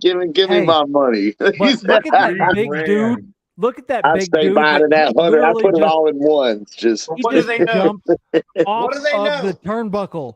Like you just saw him like do like a parquet move off of the turnbuckle. So that's got to tell you, like for a 230 plus pound man, that's pretty impressive. What do you think, Mike? Sir Max is a minus 1,200. Yeah, I think he's a 12-1 boxer. This guy. Yeah, you are correct. With maybe 7 knockouts, possibly. I believe he's Definitely only lost once. The guy he lost. The first guy or the one he walking lost out against, now? He fought 3 times, won 2 out of the 3, so he got that one back. So are we talking about the guy that already entered the ring, or Right here, this this guy gentleman right on the right screen here? right now. This He's guy 12-1. He's 12-1. Okay, so let's see if he can do As some a boxer. parkour. Because the other guy just did some parkour on the ring I rope. guarantee he pissed them off with that parkour shit. That's you know how they are about their ring. Yeah, but they ain't out there doing parkour. Like they pushed me off that ring so fast when I won the belt. Like that, I'm just saying though, like a They didn't want you doing no Justin Gagey off the top, you know. I just want to ask. Right. I just want to ask. In reality, does anybody on this podcast have any knowledge of the first ever BKFC snowball fight? I think some do. I think they got their asses. Oh man! Wait a minute. We got jumped by you and Lido. We talking about actual snow? Jumped. Yeah. All right. I was gonna say a snowball fight sounds like a bunch of people are going to jail. No, bro, it's great. Hold the phone. It's John Bones Jones type snowball fight, or is this like? Listen, bro, you would have loved it. Me and fucking Lytle set these motherfuckers up, bro. That we knew they were in the same vehicle. Yeah, because you know how they knew we were in the same vehicle? Because somebody had just left that vehicle. What's going on with this dude? Why isn't he not going to the ring? Yeah, why is that's a good point. No Mike. Why emotion is he on his not face. going? I His know cup or that. something? Or his mouthpiece? Yeah, he's not getting in What the are we ring. doing Something here? ain't right. And I'm Rex. Something ain't right. Rex. Hey, can I throw out something about Ruben Roundstone right now? Yeah. Ruben Yes. Roundstone is a crazy son of a bitch. We just spoke to him and he was talking about how he's been shot 3 times and stabbed 7 times. Good He's a God. direct descendant Wow. of Crazy Horse. Did you know He that? got stabbed by his Oh, uncle wow. 7 times and left for dead. Do you know who Crazy Horse was? What is he doing to piss Yeah. these people off so bad? Like, Yeah, Jesus. like when you get shot and stabbed that much, there's got to be a little bit of a There is. fucking reason for it. There is a bro, reason. it's where he grew up. Where he grew up was rough as fuck. He grew up on the res, man. He did. yeah. And he called himself allegedly the Pablo Escobar of the reservation back then. Allegedly, wow. he said. I mean, No. that's quite a Gave it all up. proclamation, though. It's crazy. That is quite It's a proclamation. Absolutely. The Pablo Escobar of the Good Great Lord. Plains. He said that like 3 times. So So listen, guys, just to take a quick moment, and we're all just BSing here, but we're all just BSing here. We're shooting the shit. We're having a good time, and Joe Elmore just got way better looking again. But listen, Maggie, we love you, and honestly, we want to hear what Maggie has to say because Maggie is a very intelligent woman. We want to hear how she breaks down some of these fights. But if you guys really want to hear intelligence and you really want to hear like the experts say what is going on right now, and you want to hear all that, go download the BKFC app, and we have a QR code for that. BKFC has been very gracious. They've provided us a QR code for a free month on the app. But you have Chris Lytle. He's the walking fight of the night. You have Sean Wheelock, who's an absolute legend in combat sports. And these guys know they just know how to break down fights. They know how to do it. And they do it at a very high level. They're the best in the business. And guys, we love them. We love BKFC. They've been very good to us. You get a free month of download for the BKFC app right here tonight, courtesy of Knuckletown Official. And I'll stop with the pitch at this point. Big Face, what's coming up next? What's going on right now? So first, some reason, has anybody checked in why this fight has not started yet? I think he's missing some equipment. I'm listening right now to see what they say. So, hey, listen, he had his mouthpiece in, and I think when he went to knock, he hit his own nuts, and he didn't take I think he left his cup in the back because he went to knock. I swear that's what it looked like because I was like, what is it? Because he went to knock, and when he went to knock, he kind of like looked up like, oh, shit. And nobody said nothing. He went stone face, but he went to knock, and there was no knock. So I think it was a cup issue. Well, thank you for that. And that would certainly be an issue. But yeah. I can't hear this. I'm not listening to the audio. I appreciate you guys giving us that. Yeah, I cut it down so it wouldn't be feedback. I'm watching about 30 seconds behind y'all here on my TV. That's bullshit. That's what? So there's definitely a low in the action here. Bring that back up on screen for us there, Matt. I mean, it's strange, right? Did the dude punch himself in the nuts? And now we wait for him to get a cup. He might have, but hey, guys, listen. If you use that QR code, you're going to get more content, just like what you saw on the screen. Also, let's not forget to talk about if you really want to get punched in the face in the morning and get woken up, Savage Sip Coffee, right? Straight Savage, man. Straight Savage coffee, man. Every morning I get up and it just punches me right in the mouth. And there you go. Get your day started. Paying the bills, as they say. And make sure that you go to knuckletown.com. Follow us on Instagram, follow us on YouTube, follow us on Facebook, follow us on Rumble, knuckletown.com. Once again, download our app on Amazon Prime. We definitely have a channel on Amazon. Knuckletown, man.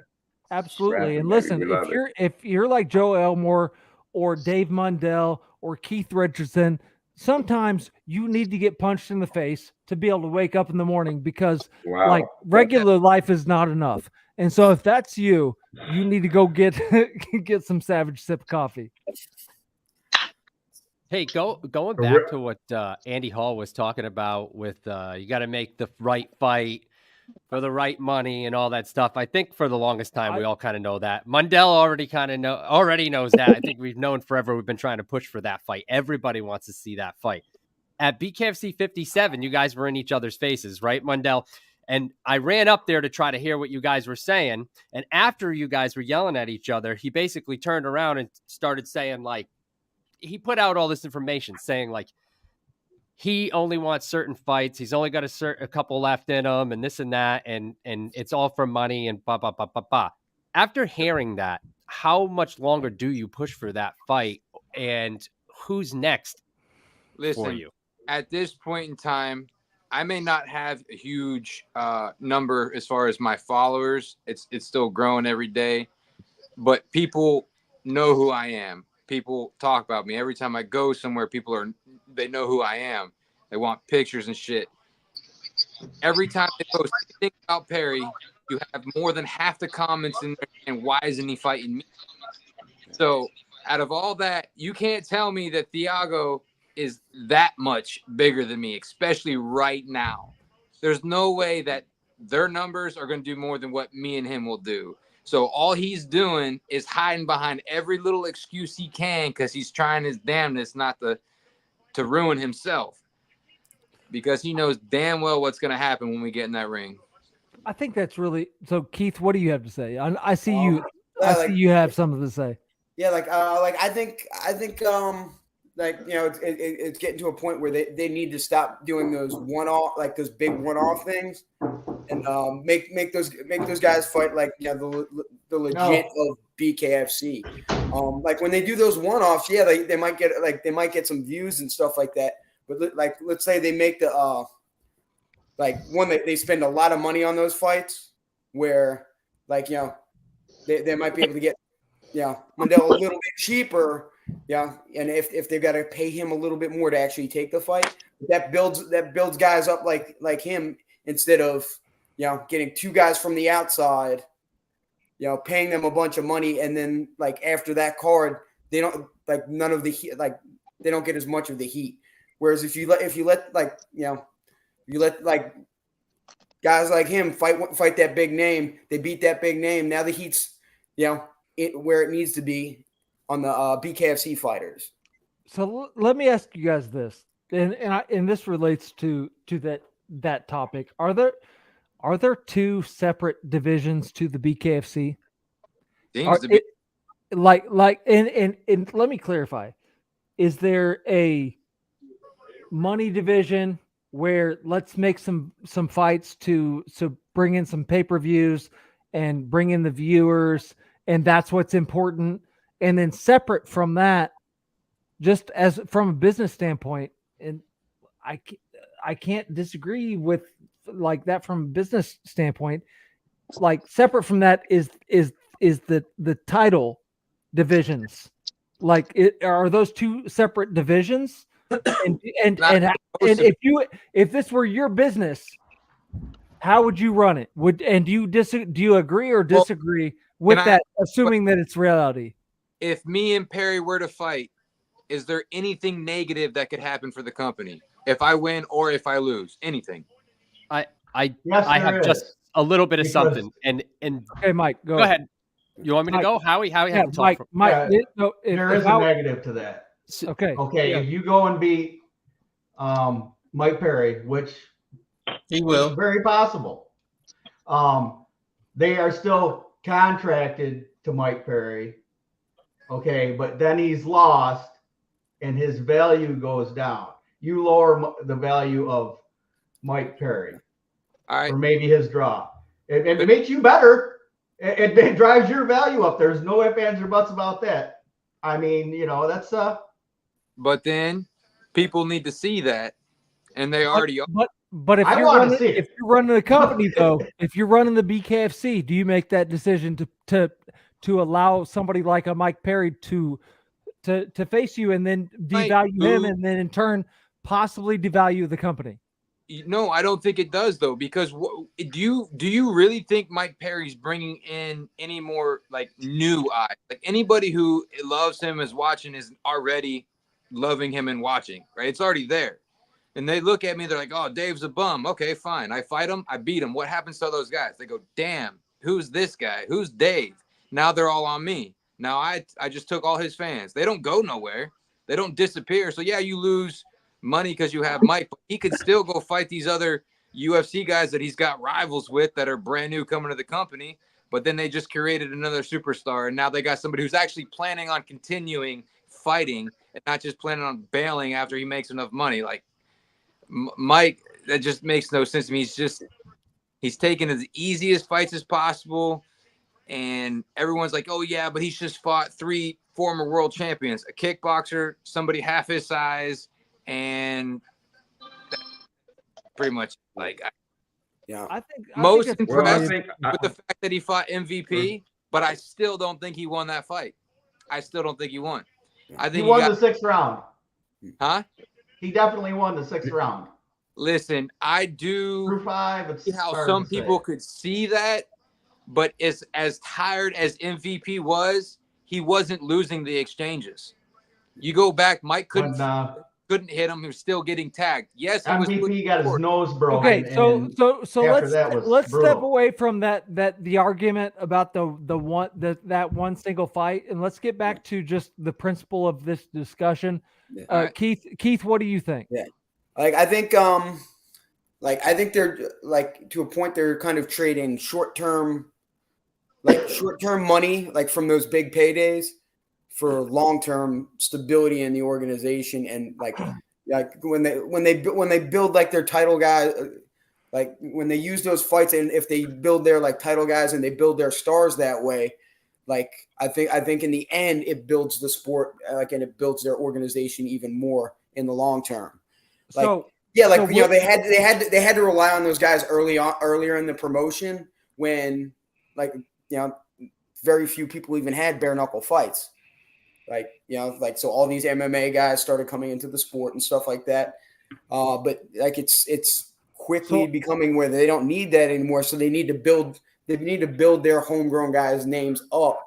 So they don't need those super having 2 guys from the outside headline a card. Go for it, Dave. I know you got something to say. That's exactly, I agree with it. I don't see anything negative from it. I don't see anything that would hurt BKFC. It would only help in my eyes. So I want to make a point really quickly.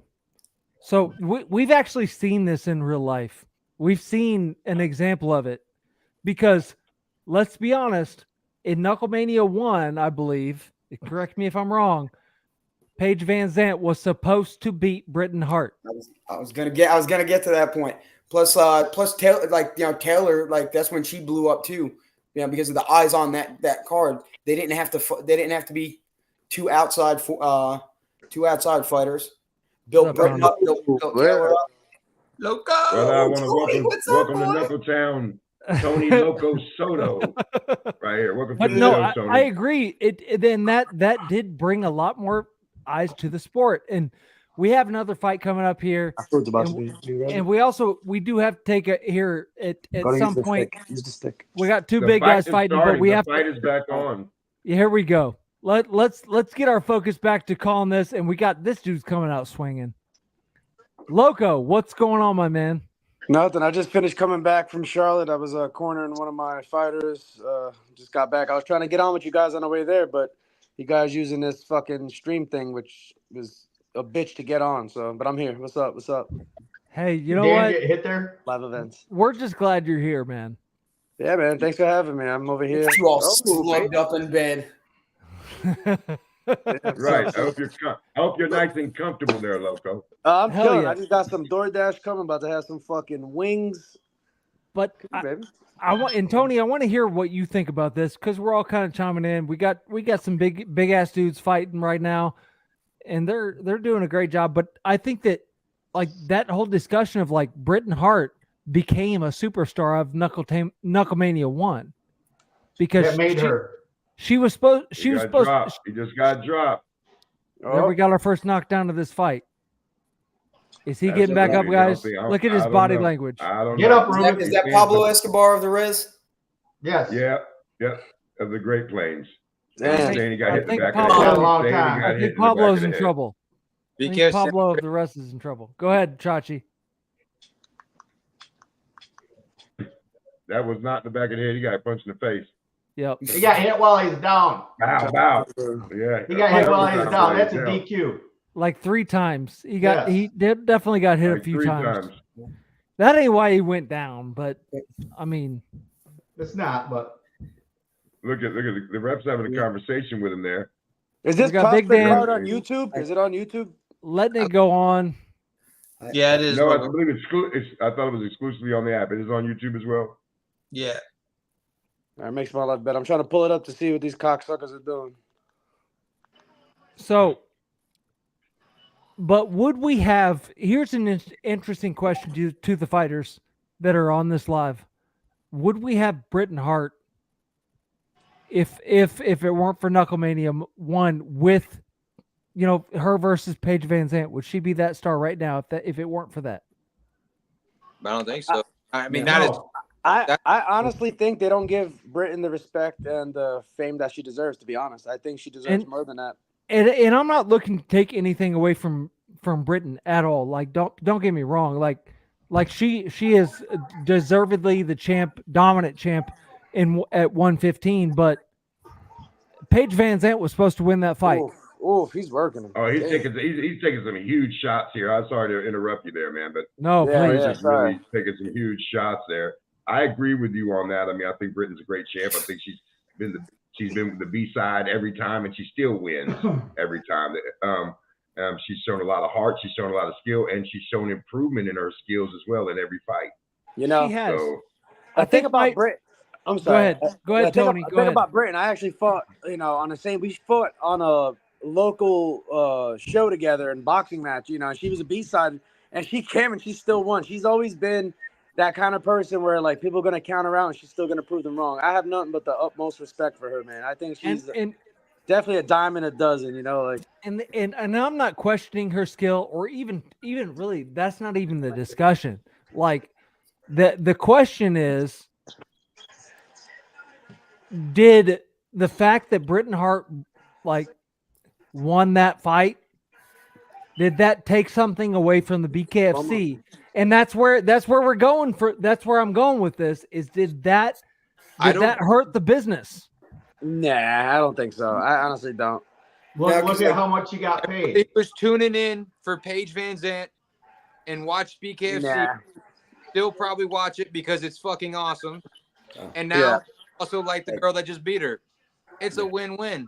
Yeah. Like I said, even Taylor, that was she had a tremendous fight on that card, and her following blew up just from that. Damn, he's got him cornered. Huge. So they only needed just standing there. They only needed one of those big names. Just waiting to get punched in the face. They built up a bunch of names off of that. They really and I did. think that's more economical. I got some Hooters, motherfucker.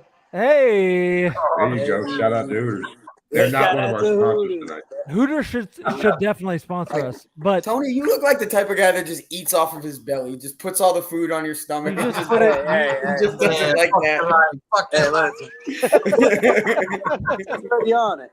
But I posted that question because we're talking about Mundell. Ultimately, where I'm going with this is Mundell versus Perry. Because it's kind of the same. It's kind of the same situation, right? Why? I truly believe that Mundell is going to be Perry's retirement fight. Right, and that's where I'm going with this. Like Britain was kind of Paige's retirement fight. Really, I mean, you know what I mean? Like she was supposed to win. You gotta think. Some of these high level guys, like high profile people, they're gonna protect, of course. It's definitely in the company's best interest. If Mundell fights fucking Perry, Mundell's gonna fucking outwork the guy. The guy, he knows how to fight, and Perry's just a fucking blockheaded retard. Let's be real here. Okay? Wow. I call it like it is.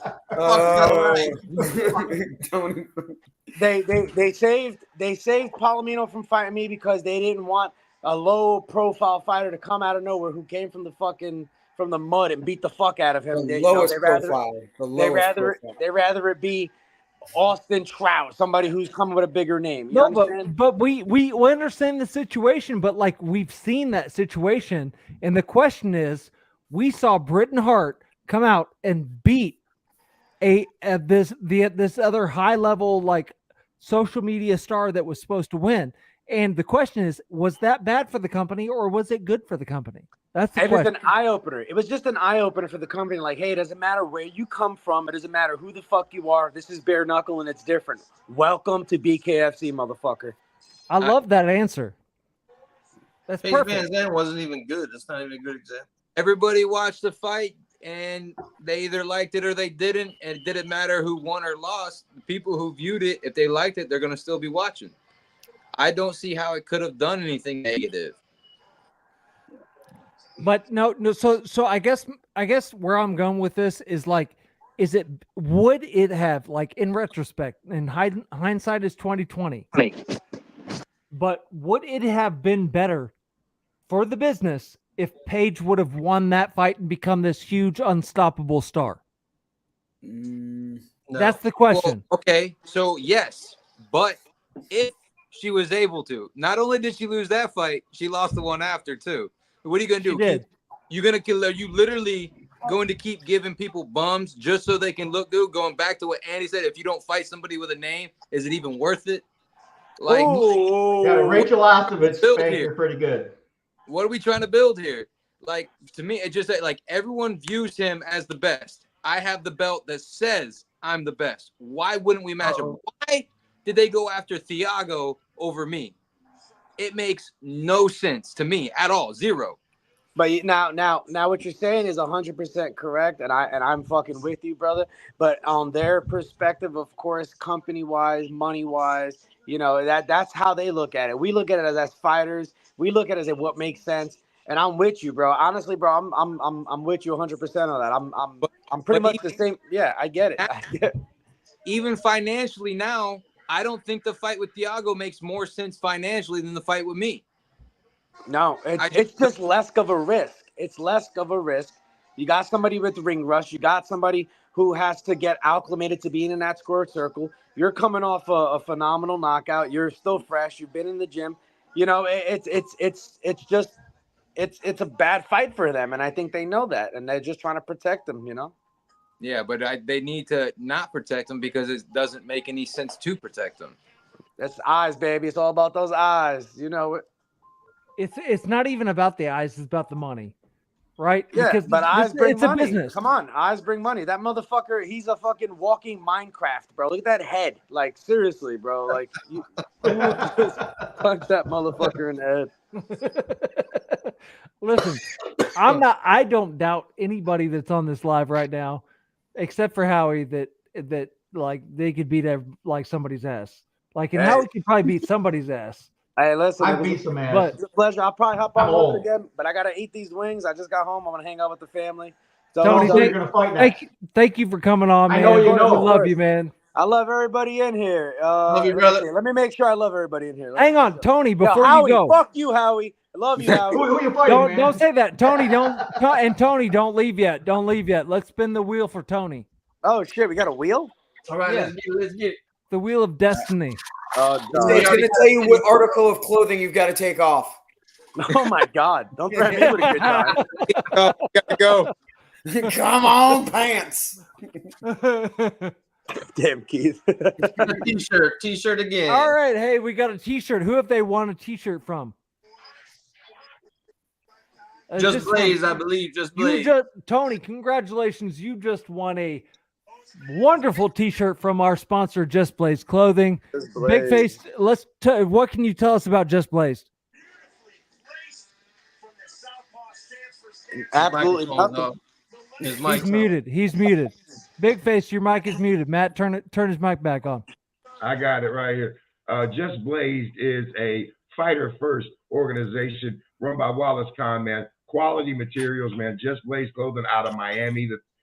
So yeah, man. Big ups to Just Blaze. We appreciate him. And I do think that Russ is rigging the wheel so that we're rigging the wheel over there, Russ. There's a weight on the bottom. Bro, that fucking dude in the picture looks like the trailer from fucking the Planet of the Apes. Look at that guy. He's Hey, ready. but Tony, you got a T-shirt coming from Team Blaze at Just Blaze Clothing. Just I appreciate it, man. Hey, much love to you guys. Hey, if I get some time a little bit, I'll hop back on. But y'all stay blessed, stay hungry, and stay happy. And Mundell, don't let them fucking deny you. You're up, baby. Yes, sir. He's coming. It's coming. There you go, Loco. Hey, what did I win? A T-shirt. You want a Everybody T-shirt wore too? T-shirts. So, Dog T-shirts. Like Dave and Keith, have we spun for Dave and Keith already? Yes, we did spun for Dave, No, I but believe. Forged did we not? Irish Stout is on the Richardson screen, hasn't got a spin yet. and they're bringing the party to BKFC. Shout out to Forged Irish that's good Stout, stuff. one of the key contributors now on the sponsorship there. Shout out to Conor McGregor and his Forged Irish Stout. Because they are There bringing you go. Has the anybody party tried that? to Anybody you. tried that? Yeah, I haven't tried it yet, but I mean, it looks like what I've heard from people who have tried it is like it's like Guinness but better. That's what We I've haven't spun for Chachi, and where'd Chachi go? Did Chachi leave? Yeah, Chachi bounce. You got to be on, man. Let's do it for a rock star. Yeah, let's do a Rockstar. Here There we you go for Rockstar. Rockstar again. Getting a T-shirt from somewhere. Oh, that was gonna be our first pendant. He gets a T-shirt too. Once again, they got Country. I think Country's laying off the screen, grabbing the wheel with his hand. I can't see Country. I think he's right there. There's got to be a weight on the bottom. So who did we win a T-shirt from this time? Well, I mean, other than me, I don't believe that. Other than the Team Blaze, I don't believe we have any other T-shirt sponsors there tonight. So we are Well, giving there away you T-shirts go. from Just Blaze. Once again, Team 305. Shout out to Wallace Khan, man. He's getting a lot of pub tonight off them giveaway of them shirts. I mean, Keith's really gonna just be blazed, like after all these T-shirts. Just Blaze. But hey, Absolutely. So, guys, thank you so what's much up, Anthony DJ Tony? What's up, DJ Tony? What's up, everybody? Thank you all for tuning in, and we're having a lot of fun. This is just it's a good time. It's a great way to watch a fight. We're able to watch the fight of some of the best fighters in BKFC. 100%. And let's bring up that QR code that you see, and we got another introduction to make. We have a beautiful guest another there. one of my favorite girls right here. Hey. Hello, Crystal. Introduce her there, Matthew. I thought you were doing the introduction there, Matthew. I'm sorry about Well, I was leaving that to you, but we have the rugged beauty, Crystal Pittman, in the house, and she is joining us on this wonderful live. How are you doing tonight, Crystal? I'm good. Thank you for having me. I'm super excited to join you guys. Well, we're very excited to have you. I see that you have a friend there with you. Who's this guy that's in the camera with you? This is my main man right here. This is What's his name? Colossus. Colossus. Okay, Yeah. so we're Like going back to Greek times, I see. So what was the inspiration? Obviously a Greek inspiration. Are you a fan of that time period, or where'd that come from? I am a huge fan of that, but Colossus is Jared, he's Captain Deadpool, and Colossus is Deadpool's best friend. I see. So we're going with the Marvel inspiration there. Yes. Very good. Very good. Yeah. So he's really Jared's baby, but Jared is at the fire station tonight, and so I call him Boog. Boog, have you guys seen Open Season? The bear? Yes. So I call him Boog because he looks like a bear. So let me ask you this, Crystal. Were you a Marvel fan prior to your relationship with Jared, or is that a recent development? Absolutely. I've actually I've always been a Marvel fan, but it's funny because I'm a bigger Marvel fan, but when it comes to like the females, I'm a bigger fan of the DC females. Okay. So it's weird. It's crazy. I love Marvel. I'm a bigger fan of Marvel, but I love like Catwoman and Wonder Woman and Poison Ivy. Like all those are like my favorite. All right. They're all DC. So now you got your dog. We got some competition here. We got Keith has his dog up in the picture. We got a showdown over here. Bro. Oh, go redneck. Y'all don't want to see my dog. He's too damn ugly. I promise you. No such thing. No, he really is. Like, no, actually, he's not. He's actually like he's pretty cool. But so we've had a great night of fights, and I have to agree with you. I'm definitely a DC fan, but I'm more DC. let's put all the Marvel and DC nonsense aside. Who do you have in this main event? And what can you tell us about these girls that are fighting, and what are your thoughts? For me, especially because I fought Jade, right? Like my very first fight was with Jade. I do feel like Jade has more power. And so when it comes to experience, honestly, I feel like they're kind of even because Jade hasn't fought very much since she started. She's kind of almost even with Roman. So, but Roman is New Jersey. She's a boxer. She's super technical. I feel like they both do really fucking good under pressure. But just to separate, I feel like Jade has a lot of power for her. I feel like I look at Jade and I see, she's more of like a little pit bull, and Roman is more of like, she's a tough Jersey chick. She's that's her, that's her nickname, right? She's like the Jersey princess, right? So she's super tough, and I don't know. And this one's kind of hard because I always want to go for. I'm going for Jade because I feel like Jade is gonna take it, but I feel like it's also kind of even, and I always want to go for the U.S. as well. So it's hard. You know what I mean? I hear you. All right. Well, so hey, we got a guest on tonight, and a really important member of our team, Chachi Versace, is on here. How you doing, Chachi? Chachi. What up? What's up, Chachi? Hey, I'm gonna jump off for just a second, and Matt's gonna take me off the live. But Chachi, you always have really great questions, and I know you have something to say. So what do you have to say for Crystal as I jump off? Crystal, I want to see you again. What we're gonna see again? Hey, we got somebody here for you too. Look. Hi, baby. Oh, look at Boo gets so excited when I said your name. She's my favorite. Hi, Chachi. How are you? I'm great. Hey, we're gonna make a trip down to Shift. I think we're gonna come see you guys. You guys have to, Chachi. You would love it. It would be so awesome. I see everybody going down there. Yeah. The place to be. And also, Chachi, I'm glad you're back. So while Chachi is back, before this fight starts, let's spin the wheel for Chachi, Russ. Yes. Let's see what Chachi wins tonight. No t-shirt. I came back on. See if we can give away a pendant. Drum roll. Let's see what we got. T-shirt. Another t-shirt. Tell you they set it up. You have won a t-shirt from Just Blaze Clothing, man. JustBlazeClothing.com out of Miami 305. You get a Just Blaze Clothing sent to you, sir. We'll get that information. Maybe work out a sponsorship deal there. You never know. Hey, I got them. They're on the banner all the time. Shout out Wallace. Nice. Yeah, big ups to Wallace Khan. Absolutely.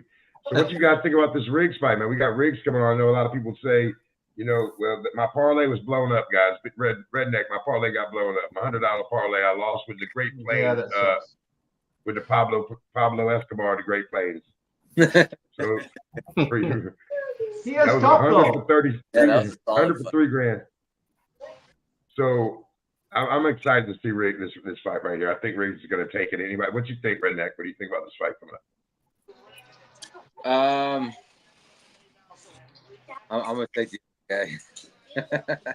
The one who's just now 10-second delay. The one on your screen coming out now. I don't know either one of them. Sonny Smith, that's Sonny Smith right there, and he's going up against Joe Riggs. Jeremiah Riggs. Sorry, Jeremiah Riggs. Sorry, yeah, Jeremiah. I don't know why I changed my mind. But. Dude looks like he's had his nose broken before, and he's still in there. So I don't know anything about bro. Riggs has got experience. So. He looks like he's got a little experience. So, do we have any background on him, Russ or Howie? Anybody know either one of these fighters? About Sonny Smith? I don't have much on Sonny Smith, but in Jeremiah's last fight, he messed up his knee really bad, and he's been healing up from that. Messed up his what? His knee, like he tore a ACL or something. And in the fight before that, he fought Connor Tierney in New York, and it was a hell of a fight. He dumped Tierney. Tierney got up and then proceeded to school him a little bit and knocked him out. And it was one of the most brutal knockouts, really, if you watch it in BKFC history. Wow. You know, it was very visible. Nobody knows like Howie. I mean, he looks to be in great shape though, and I know he was coming back from injury, so hopefully he's got his mobility back. But he's a former pro bull rider. Got it. Pro wrestler. Wow. Fought in the UFC a couple of times. Sonny Smith might be climbing up a tall mountain here. Sonny Smith is the favorite. What's you got the odds on that? Because I know you had the other ones, Howie. Do you have the odds on this? Sonny Smith is I think he's like a -175, and okay, so double your money.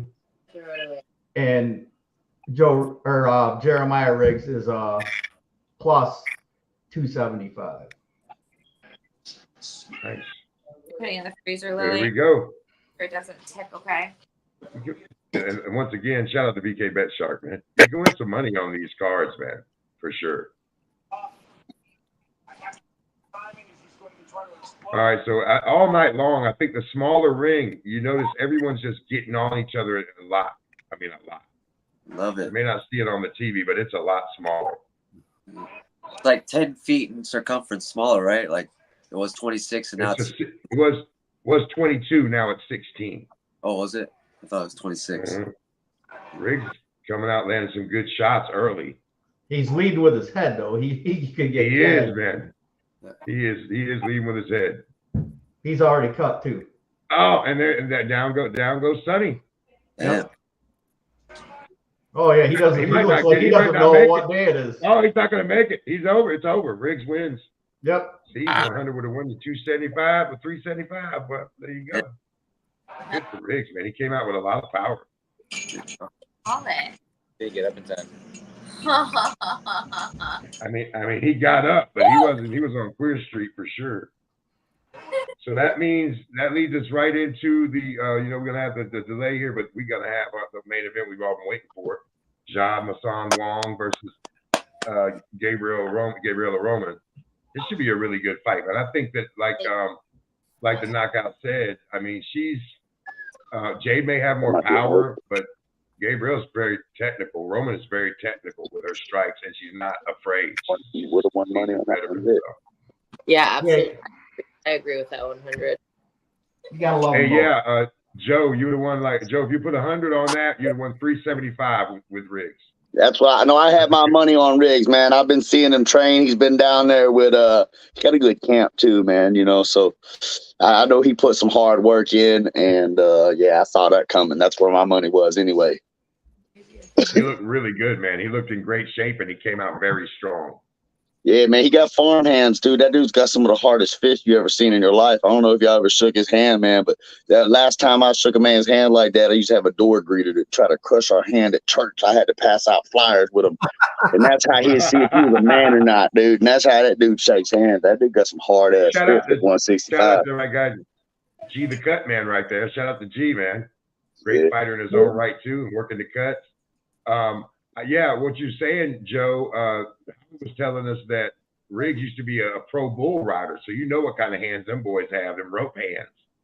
Yeah, and pro wrestling. He did some hardcore pro wrestling too. Yeah, he was breaking chairs over his head, like not that like silly boy shit. He's a tough dude. Yeah, I mean, he looks great, man. A good for him, good win for him right there. And I wonder, sometimes these odds, man. I wonder how do you know how they come up with these odds, Howie? How do they come up with the odds? Who said I that? have no idea. They sit around and smoke some crack and say, "Hey, this is what the odds are." I don't know. That's, I mean, listen. I think people. It's all based on. I think it's $1 million every. What was it? Negative 100's $1 million bucks. So people are just putting money on somebody, and somebody believes in somebody a whole lot, and they don't investigate, and it's new and it's fresh, and people are just putting money, hoping to get lucky. It's the same people doing our rankings. Yeah, exactly. No shit.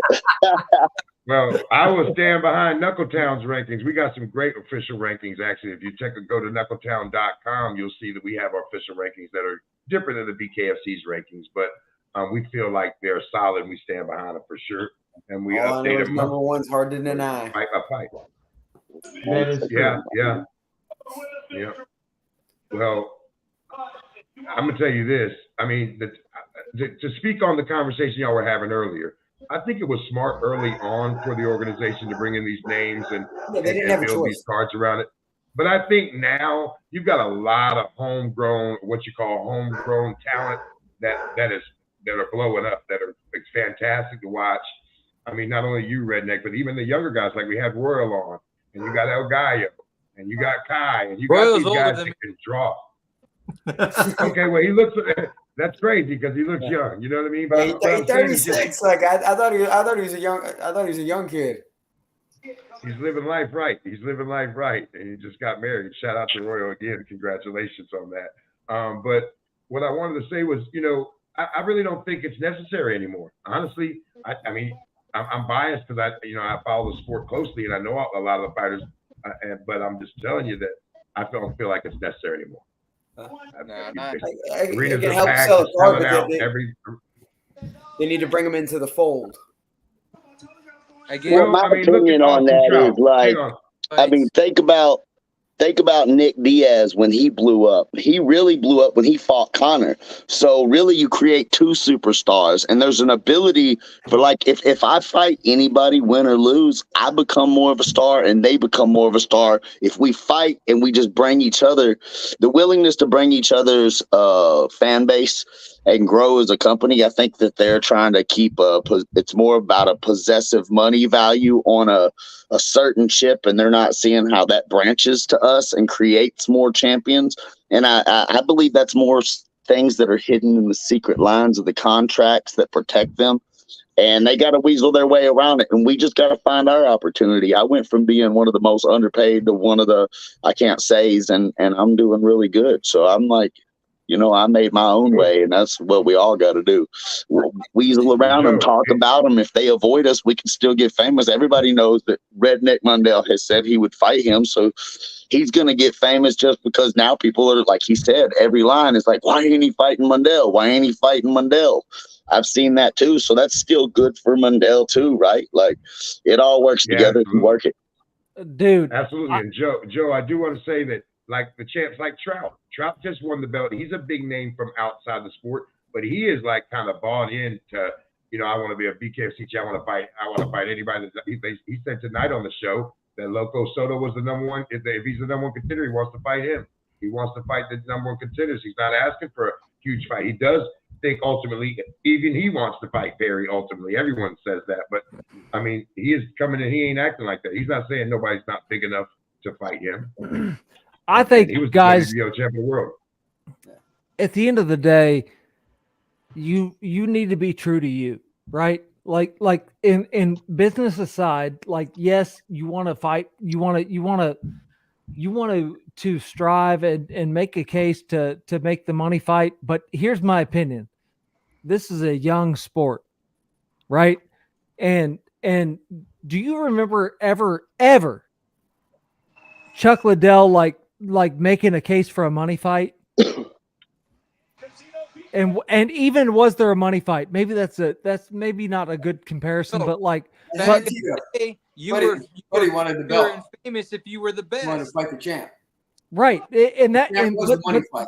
And that's how it should be.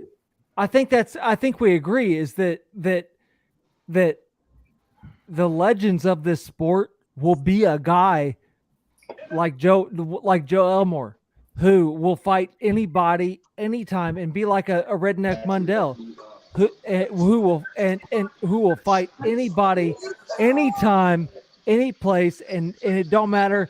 And let me pause everything because we have this is y'all. We got the Champ. we got Champ. the Champ. we got the What up, guys? So Misfit. What's up, Welcome to homies? Knuckletown. Christine, you've been watching this card. What are your thoughts so far? It's crazy card, dude. Crazy card. These guys are fighting hard as shit. So Yes, who's sitting right next to you? Can we just ask? Oh, I caught her off guard. No. I want to point out like the facial expression change on Jewlz, like as the camera panned over to her, like because like she looked. She can't hear you guys. You're in my ear.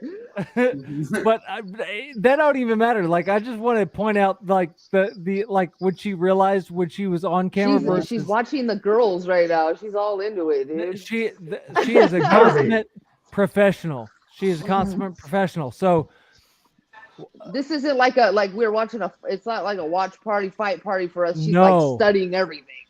right. So like I think I can't say definitively, but I feel like I know how Jewlz would feel about this fight, but I want to know how you, Christine, and also how the Rugged Beauty feels about how this fight is going to go. So what do the two ladies who fight in this division feel? Go ahead, Rugged Beauty. Go ahead. The Rugged Beauty. I love it. Crystal, what do you think? You know what's so funny is like so before Jad was Jad was the favorite and now Jad is the underdog. So what? Honestly, I underdog. really don't think either of them. I feel like they're both very even because Jad holds power, and you have the Jersey Princess where she's like a super technical boxer. So, I mean, it could literally go either way. But I was going for Jad just because a little bit more of experience, but I'm also going for Roman because like you always got to go for America. So Crystal is literally not giving us an answer. She's like, I love both of them. But anyway, I'm really not. But there can be a case made for both fighters. I think there is a case to be made. So, what do you think, champ? I mean, Jad should win this. I hope. Hold on, Christine. I hope Jad wins this because I really want to see you guys fight for the title. So I put. That's what Jad I'm going for her Jad, too. Yeah, I have Jad in my parlay to win because I want you guys to fight for the title. Yeah. I think that would be a good fight. I think she has a lot of power, so you get touched by her, you're gonna feel it. But against Gabriel, I mean, she's fought two people. One girl, in the 145 division, which is super big for her, which was very ballsy. But the talent isn't, the skill level isn't super high. And then she fought Martina Kroll. Nobody knows, but she was drunk in the ring that night. If nobody knew that, they know now. Oh, wow. So I mean, or Roman? No, Kroll was drunk. So, oh my God, is that why Kroll was yelling like? Yeah, she was psycho, bro. Kroll was like yelling backstage. You guys heard it right here on Knuckle That's what Time. happens when she quits training with me and goes and gets a boyfriend to train her. Allegedly. Allegedly. Only did that in amateurs. I just allegedly. I don't know. We'll see. This Gabby's going to be tested, so I don't really know what she has, really. And she's coming up again in weight. So I mean, I don't know. Fight. Yeah. I'm curious how right. she does against tough. So Jomi, Jomi, up in the right hand corner, Jomi. How do you see this going, my man? He's on Jomi 2 times. I think he's frozen. He's frozen. All right. So yeah, you definitely. all right, Yeah, let's go. Let's go over to Mundell. Mundell, how do you see this going, my man? Oh man, I really don't know. I do think Gabby holds a very technical and smooth. Jades, I feel like, has a bigger dog in her, so that's gonna be the battle. I think they both have dog in them. I'm not gonna lie to you. I think they're both tough as nails. Keith, what do you think? I've coached against Jod. It's super nice. But she cracks. I think she's got the power advantage. I think at the end of the night, Jod's going to get her hand raised on this one. But it should be a tough fight. Jod could be a little slow-footed with her movement. Yeah. But she's got dog and she can crack. So I think the longer Hey, boo. once she finds her spot, I think she might. Hitman, Get the W. Hitman, give us your take. Yeah, man. I mean, I kind of agree with Keith, dude. I think they're both tough, but the experience goes to Jod. I think she's just super fucking tough. She's a dog, and it comes to the power. I think she's gonna land that shot that's gonna stop Gabriel from being able to do what she normally does and stop that pace. So, all right, I like that take. I want to come back to that, Joe. So don't forget that comment. But Jomi, now that you're not frozen before the fight starts, who do you got? Damn, man. Jod got the experience. Roman is a young up and comer, and I want to say Jod, I think but we're behind, bro. Oh my God, how exciting! Where's is it? I feel like whoever No, gets mute cut your phone, first, it's gonna go bad for him. No, the fight already started. He's Oh, already here we backing go, her up. guys. He's already- The Jay's fight has already started. backing her up. already working the body. Jay's We got got her a hurt. fight, She's got her hurt. and Boop. listen, Fast forward Oh, on it. she's down. we already got a Oh, fighter she on the dropped her canvas. already. Wow. Yep. Getting up. Yeah, she Survive. dropped her. Yep. She's She's not good. hurt. Boom. Though. And that She's was not with hurt. the lead hurt. right She's hook. hurt. Just she stepped She's in. hurt. Jay's All right, got so her Matt, hurt right There here. you go. Matt, let's bring up Misfit and let's bring up Crystal Let's into go. the main Oh my here. God, that Again. pressure. Damn. Down again. Let's bring up That power. where Damn. Russ and I are. Let's Yep. bring up Gotta Misfit. And let's survive bring that up pressure. Crystal. Oh my I don't think she gets up next It's time. way too much All right. power. Way The too much. power is just So- This is it. Crystal Who's seen and Tropic Christine, Thunder? Survive. I want It's y'all over. two Yeah, to they called it. commentate this It's over. the rest of this fight. Come Like, on, It's John. over. Let's It's go. over. let's hear what you Going have to nuts, say. baby. I want. My God. It's over. That's Oh, it. it's already done. That's Oh my it. goodness. Yeah, that was it. God. That Really? step in right. She dropped it with the lead right hook, and then she stepped back on that last Let's go, transition and hit her with that hard right. That was it. Way too much power. Way too much power for her. Yeah. Yikes. Yeah. She can't handle the pressure and burn upwards. It gets real ugly real quick. I think the small ring helped Jod out too. I think Absolutely, man. The small ring helps the biggest. Sorry, go ahead, champ. Raise your hand if you That's saw that outcome. I can't wait to knock her out. There you go. Ask me what I think about that fight. I agree. I got money on Christina that night. That's sure paycheck, baby. Sit there for her power. I think That you comes did. after May 11th. Christine, you against always Heather gotta have Hardy. Christine in your parlay. You gotta always No. have Christine in your parlay, dog. Absolutely. Yeah, That's a high level athlete right there. High level athlete. Christine, What's up? honestly, I'm more excited to see you and Jod fight because, like, you and Hardy, honestly, compared to you, I think Hardy is dog shit compared to you. Like, Oh shit. like She's I a dog. think that She's you're tough. just gonna demolish Hardy in the first round, and I'm more excited to see you and Jod fight. Cause Yeah, let's yeah, go. no, you're gonna knock out Hardy like first round knockout. You think That's so? where your knockout's gonna be. So Well, let, that would I be hope more than so. Serrano did. It's at 130. Oh, catch weight 130. Yeah. Nice. Because I was trying to gain weight. I'm fat right now because I was trying to gain weight for Cyborg. so Fuck, they had me on creatine and shit. Crystal, Yeah. I have two questions for you.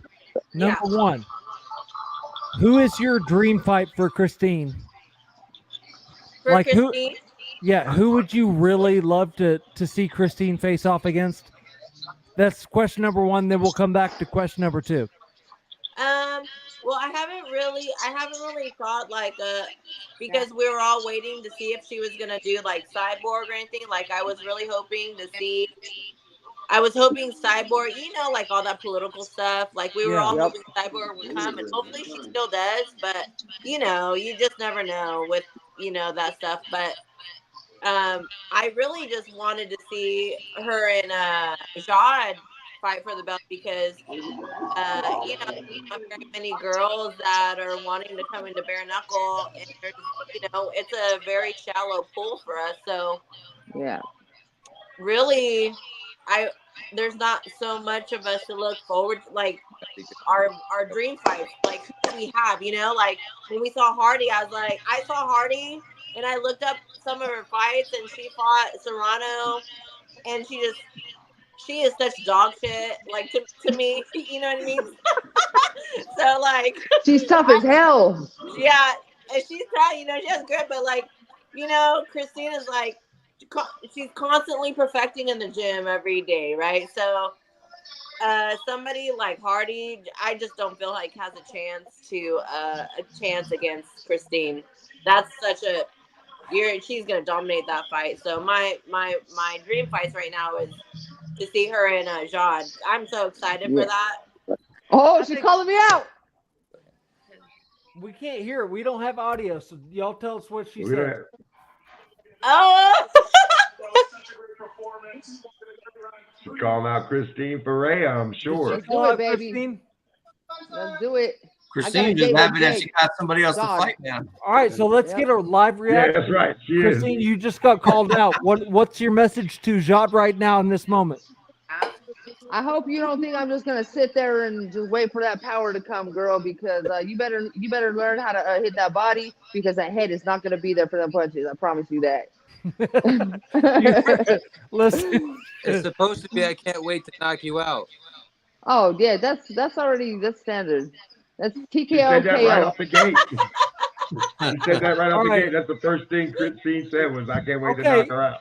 So and now, Crystal, I still have another question for you, but let's set that aside for. Hey, John was smiling as she was knocking her out, dude. She's like. The whole time she stepped in, I was like, as soon as she hit her, she knew she won. She was like, "Yeah." All right, That's that killer vibe. Let's go counterclockwise and Joey, what happens in a Jade versus Misfit match? Everybody. Hi, Crystal.